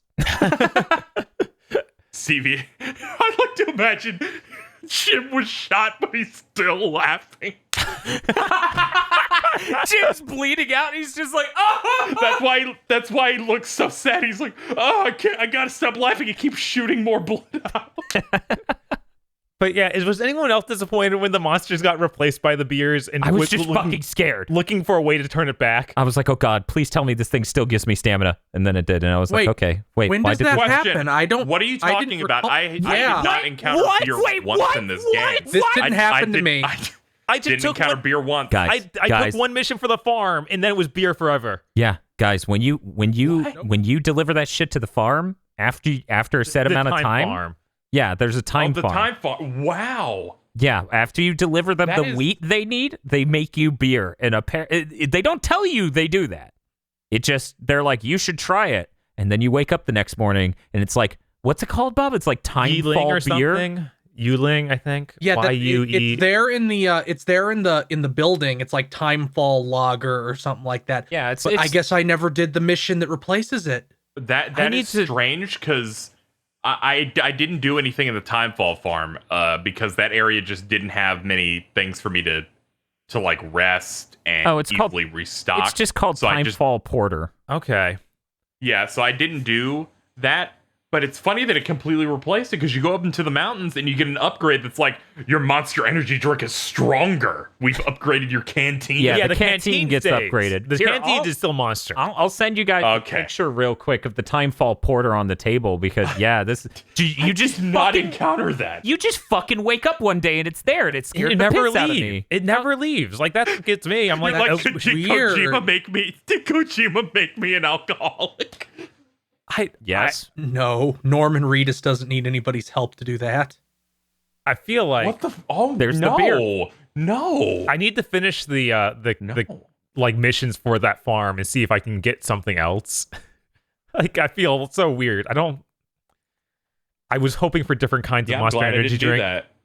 Because the fact that it's Monster and the most detailed fucking thing I've ever seen, it looks better than real cans. Yeah, no, it's kind of unreal. You could never get a shot. You could never get a shot that sharp of Monster in real life. You would need like a 16K camera in order to get a shot that goddamn sharp. It's good visually. This game, like it's limited in terms of like what they're showing. It's just mostly terrain. This might be one of the most beautiful games I've ever played. It just looks fantastic. Yeah, I was playing. What it's doing, especially in the character models. Yeah, the character model's unreal. There's a lot of stuff in this that I find very impressive, but the draw distance for foliage on PS4 vanilla, and I didn't play on Pro at all, but the Yeah. draw distance for foliage is pretty short on vanilla PS4, and that gets magnified in a weird way when you're up in the mountainous area next to the snowy mountain area. And it's next to the incinerator in the central region. Anyways, the grass is brown near you, but then at a distance it's green. So you just see a line in the grass that constantly moves where it turns from green to brown. It's really weird. I don't know how much better or worse that is on Pro, but yeah, this game's really gorgeous. I just playing this game on a PS4 Pro with an OLED, and you go through that intro where he's just riding the bike, and I'm like, why does it look like this? Why does it looks this is the most beautiful video game I have ever seen in my life. Yeah, no, it's incredibly gorgeous. And I was also dead tired because I edited all of Big Think and a Mondo Cool, and then I gotta start. And is so there's a thing, like the Decima engine's clearly a very impressive engine. I can see why Kojima went with it. It's clearly able to do open world stuff of a very high fidelity. There's actually something about it where it curbs its graphics in the same way Unreal Engine 4 does, but it does a smarter job of it, so it is less obnoxious to my eye. There's a thing called a variable rate shading, where basically you're caching the shading that you're doing and not updating it per frame, so that way you can save some performance there. That way you're not constantly recomputing it every frame. This game does that too, but the way it fades between states is a lot smoother than most Unreal Engine 4 games. So honestly, that was bugging the shit out of me playing Kingdom Hearts 3 earlier the same year, where I'm just like, that looks so fucking weird. God, it's killing me. This game is much smoother about it. And I was like, man, fucking...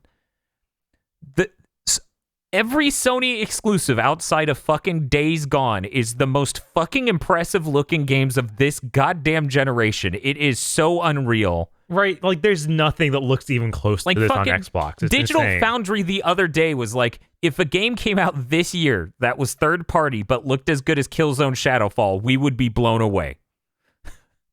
And that was a launch title from 6 years ago. Like this I know this game is limited in just like what you're doing, because it's mostly like it's the delivery aspect of it. Right. But I was just impressed at how quickly they turned around something that I think is this high quality. Yeah. It picks its battles. I'm kind of curious if Horizon Zero Dawn is actually really good just because it's the same engine. I also had that feeling of like, what if I really enjoy that? I now need to go give that a chance. I played through it. I played through the entirety of that. I enjoyed it. The story is very just bland. It's just incredibly bland with what they're going for. Like you've experienced this type of stuff before, but the act of like exploring it and fighting the enemies in that, it's actually really good. And visually it looks nice. Not as nice as this, I feel like. I feel like this is another step forward, but still, I'd recommend giving it a try at least, but it's an open world game, so there's a lot of gathering and other stuff like that, so I don't know if it'll always like click with people. One part of this game that I really enjoyed, and I'm a little sad there weren't more moments like it, was how nightmarishly oppressive the whiteout snowstorms felt. That might be like one of the top moments in the game where I just went, I can't see shit. Oh, shit. I'm falling. I just kept pinging. Yeah. I managed to stay upright, but it is scary. God damn it, I should have pinged. Oh, you did? Yeah, I did. I forgot pinging existed for a little bit, and I'm like, and I probably ended up having a more fun with that section than... if you'll allow me, here's my Death Stranding oh no story, in which they're like, you need to deliver two things to two preppers. One of them is the bomb, and you have to deliver to them all the way over there. And I'm going through the whiteout, and I am halfway there, and they say, neutron bomb container broke, and I went, oh no. And then 2 minutes later, it explodes. I saw that one of those was a bomb. I'm like, I'll do the first one, then backtrack via the zip lines and pick up the second one. Nah, I can't allow myself to do something like that. I was like, fuck it. I loaded, restarted, bought 4 container sprays, it took all of those. But I made it to the other, because when that stuff in the blizzard, the whiteout, which is just the time fall for people who didn't actually play the game or just listening to it, the time fall rain in the snow is so much more aggressive, and the blizzard just makes the screen pretty much entirely white, and that eats everything apart. And I'd say that's one of the game's highlights of just braving some insane conditions, and fixing that took a whole bottle each time. And I think the mountain stuff was really interesting, because instead of going around the sides, because my brain went, all the BTs will be around the sides and the easy parts, I'll go through the mountains. I was right. Like, I found a lot less BTs going in the most insane fuck you routes of the mountain areas. Because they knew, they're like, if you're really gonna beat yourself up this bad, we should probably not throw a bunch of BTs here. You're burning almost your entire battery going fucking 100 yards. I assume I helped a lot of people by putting generators in places in the middle of nowhere. Oh yeah, that always helps. I wonder if the shelters you can build stop the blizzard, or if it's just the whiteout's just too powerful. Maybe if you level them up. Maybe if you just sit under it at the very least, that'll shield you. But I don't know if you can wait those out or not. I didn't actually. I don't think you can, but then you could actually have a recover. I had the most harrowing and the asymmetrical multiplayer thing where it's just people build things and you can use them. And I thought it was interesting, and I went, this is basically perfect for this game, when I was in the whiteout and I fell off a cliff, and right before I fell, I could just barely see a rope a player made, and I was able to grab it and it saved me. And I went, this is it. This is the best shit in the world. And then it happened a couple more times where I'm like, split second in the air, something a player made is the only reason I'm able to continue. And that was also when I had the bomb. So it's like, if you even slightly trip or bump, that thing blows up. Did anybody else crack up the first time they fell in the water? When the fucking inflatable appears on your neck? Oh, yes. Well, just because he's like, and you have to flounder on your back to get to the coast in water that's like 5 feet deep. So that made me laugh a lot. This is basically in the end. Uh-huh. You know that part where Amelie is like, make your choice, Salmon, and then you have your gun? Oh, okay. You remember that? Were you like me, where you unloaded a clip into her head, realized it did nothing, and then walked up to her? No, I ran past her into the water deeper, and you go inflating mode and then float back towards her, and it's hilarious. I was losing it watching Bob do this. I had to try so hard to not laugh at all the dumb shit he was doing. Because he's just like, I'll outrun you to the apocalypse, and then he gets washed ashore again. He's like, no. And then she goes shaky cam and blows up the world. Don't worry, Amelie, I'll keep coming. I lost it because I never saw her blow everything up, but Bob showed it.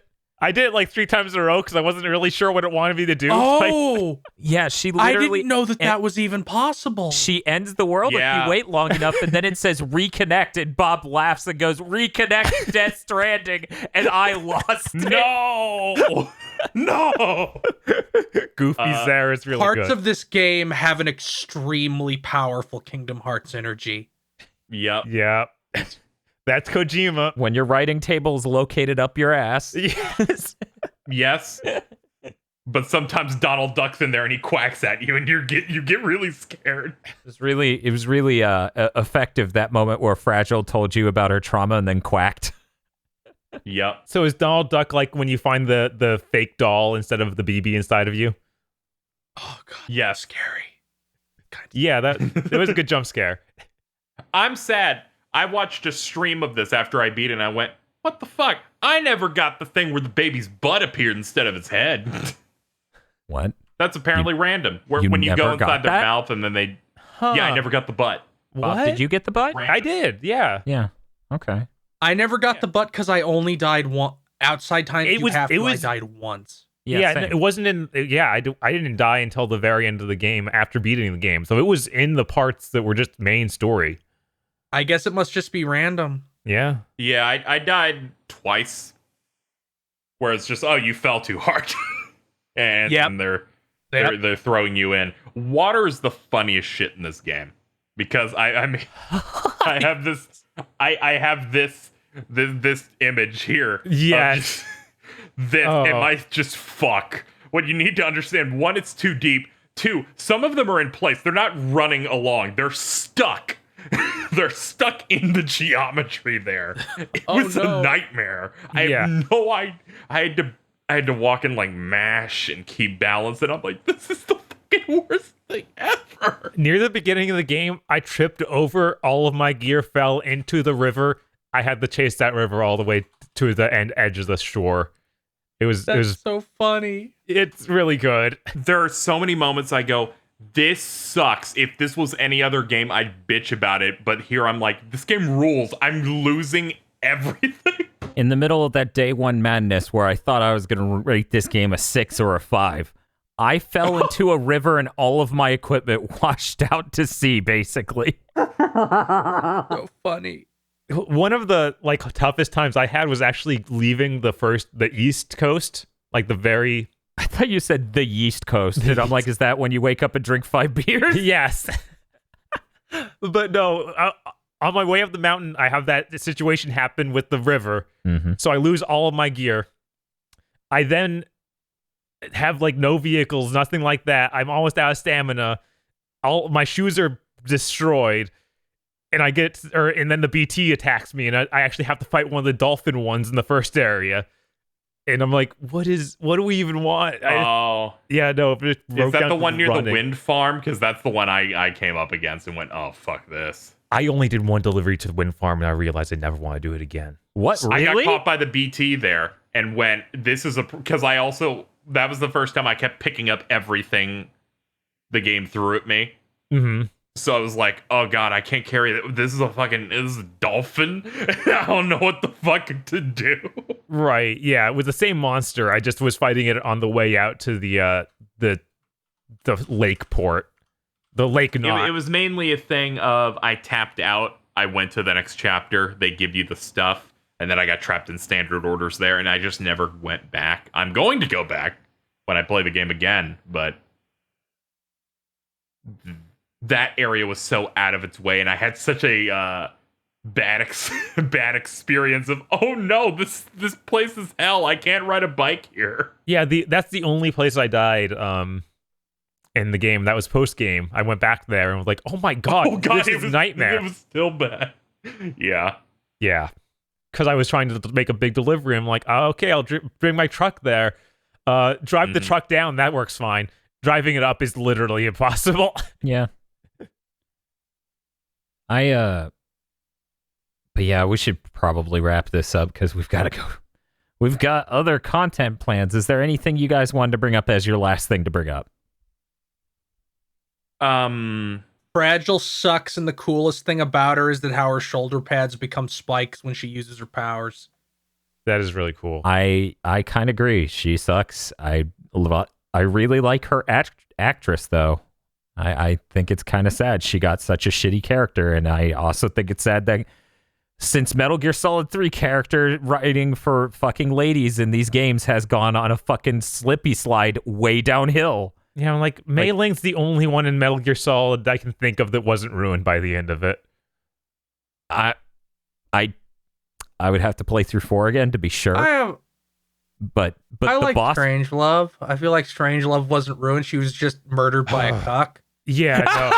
Strangelove is fine. What? It's just Huey. Stop. It's the worst piece of scum ever. I have to every time I see those post box in the wild, I have to think of Strangelove, and I get angry. yeah, no, that's not good. No, I agree. Huey's bad. Everyone says he's bad to a degree that I don't see for any other character in media.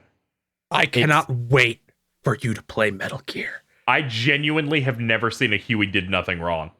I see that for Griffith. I don't see for this guy. I've seen it for Huey's him from the worse. same people who say Griffith didn't do anything wrong.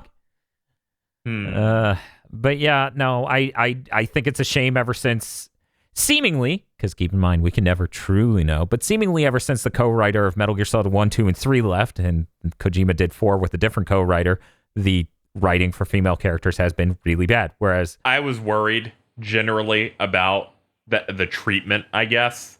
Because you have that trailer where fucking Troy Baker licks her. And I was like, I don't know. I hope this isn't going to be bad as woman breathes through skin. And while I would have preferred they did that scene differently, it didn't feel as bad as I was expecting things to go with this game. And then he licks you. So we know. Yeah, and then I was like, that's a step too far, man. Video game man. mm. Is Higgs just supposed to be a gamer? Is that the villain? Is the villain that's the whole villain, which is weird because you're the one drinking Monster. Is the villain just like the dude who went and bought Modern Warfare instead of Death Stranding? I think that's what we're going for. I'm not sure. Yeah, and maybe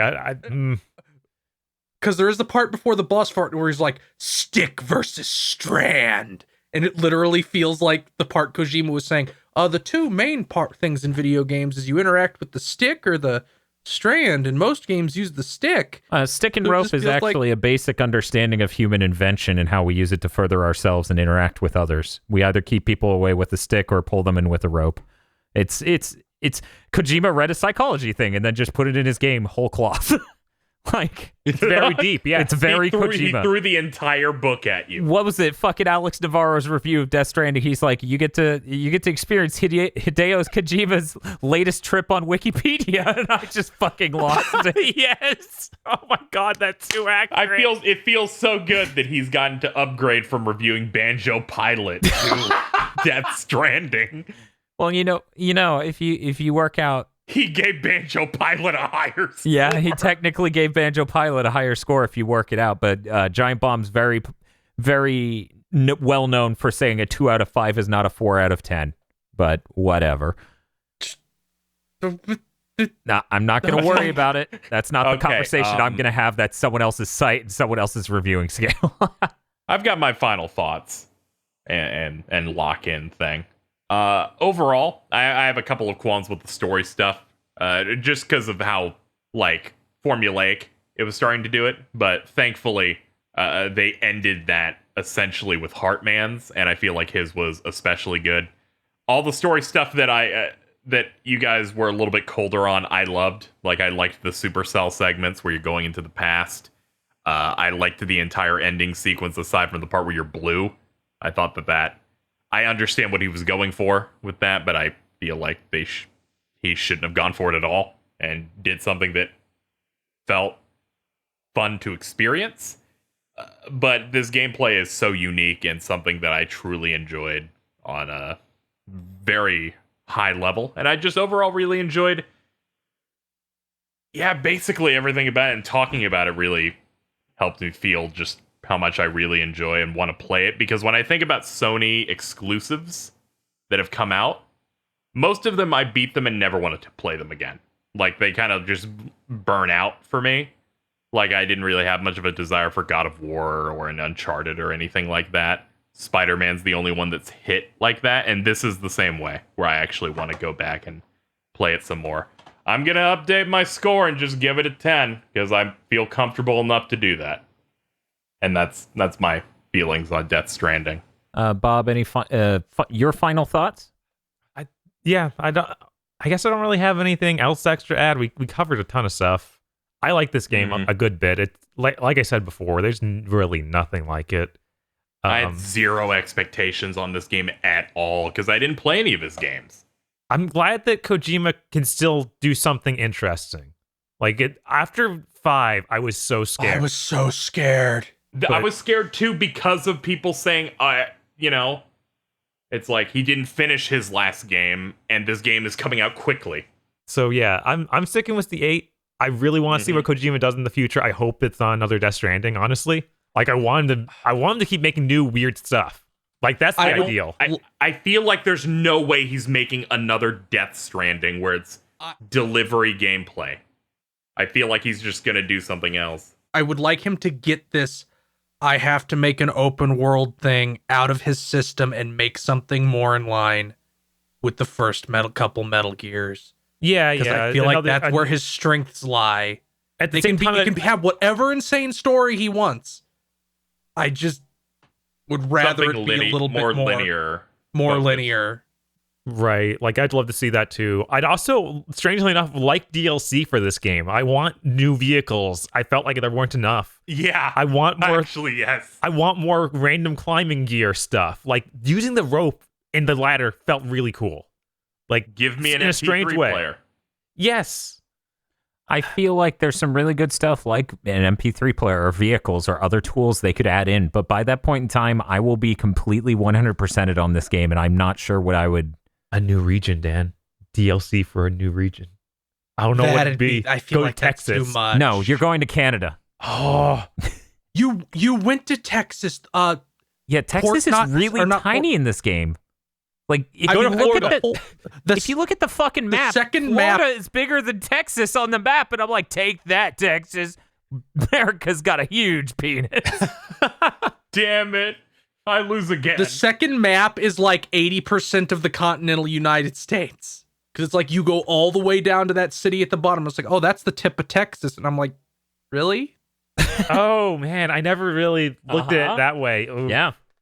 Ooh. Yeah, they definitely fudged it a bit when it's like you A are lot. going across the entirety of America. You're not really in terms of distance.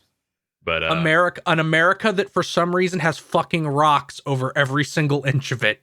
Yeah, no, it doesn't feel like because of America that, at all. and I saw this reflected in Alex Navarro's review.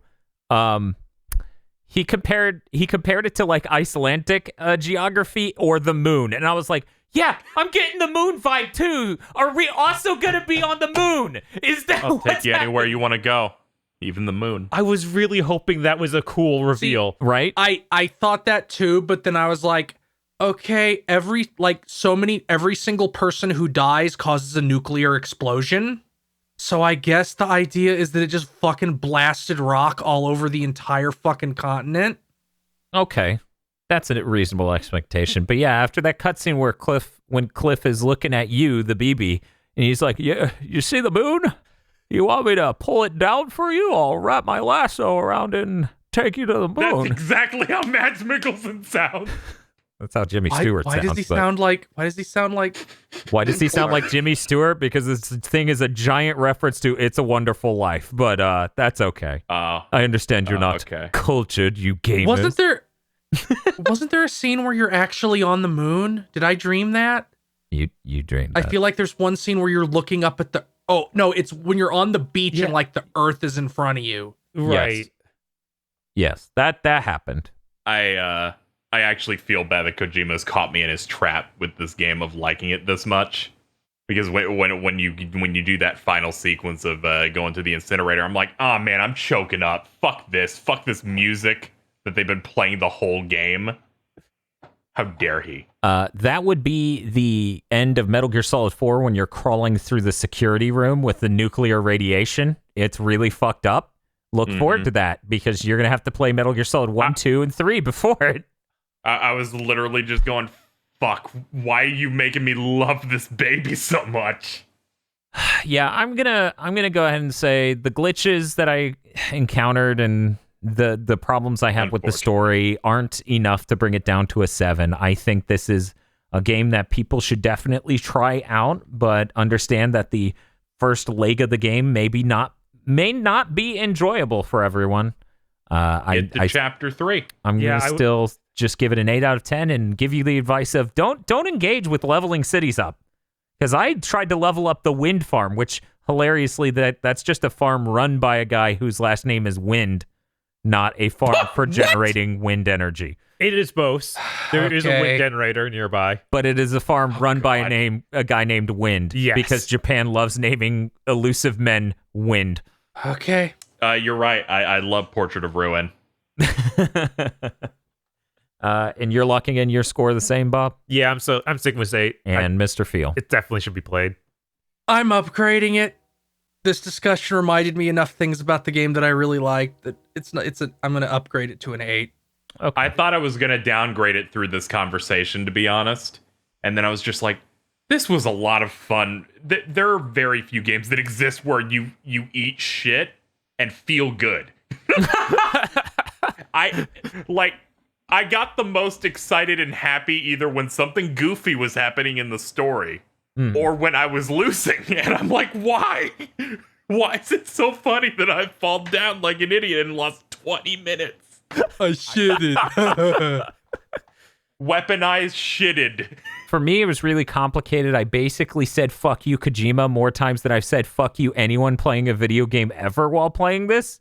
I brought you a metaphor. Yeah, that honestly didn't bug me as much as, let's do it. It's the big boss battle. Gamer this, gamer that. I'm Princess Peach. That all combined with the game's penchant for just beating you over the head with the thing that you already know, that you figured out before they even told you once, and then they told you 3 times in a row. That's the part of the game I don't exactly love. I'm definitely saying that the story does have plenty of flaws. Yeah, obviously.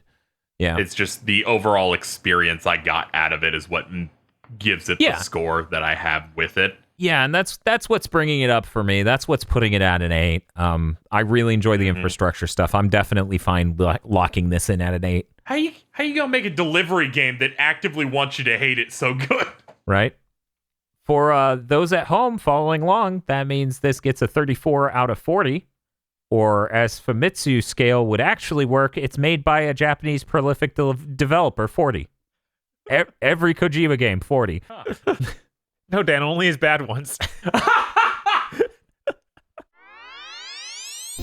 The executive producers of GigaBoots for the month of October are Vincent Boberg, Nicholas Cameron, E. Lee Broyles, Star Falcon, Spaceman Spiff, Danny Richardson, Dryzard, Red Blaze 27, Third Birthday Wen, and Cappy.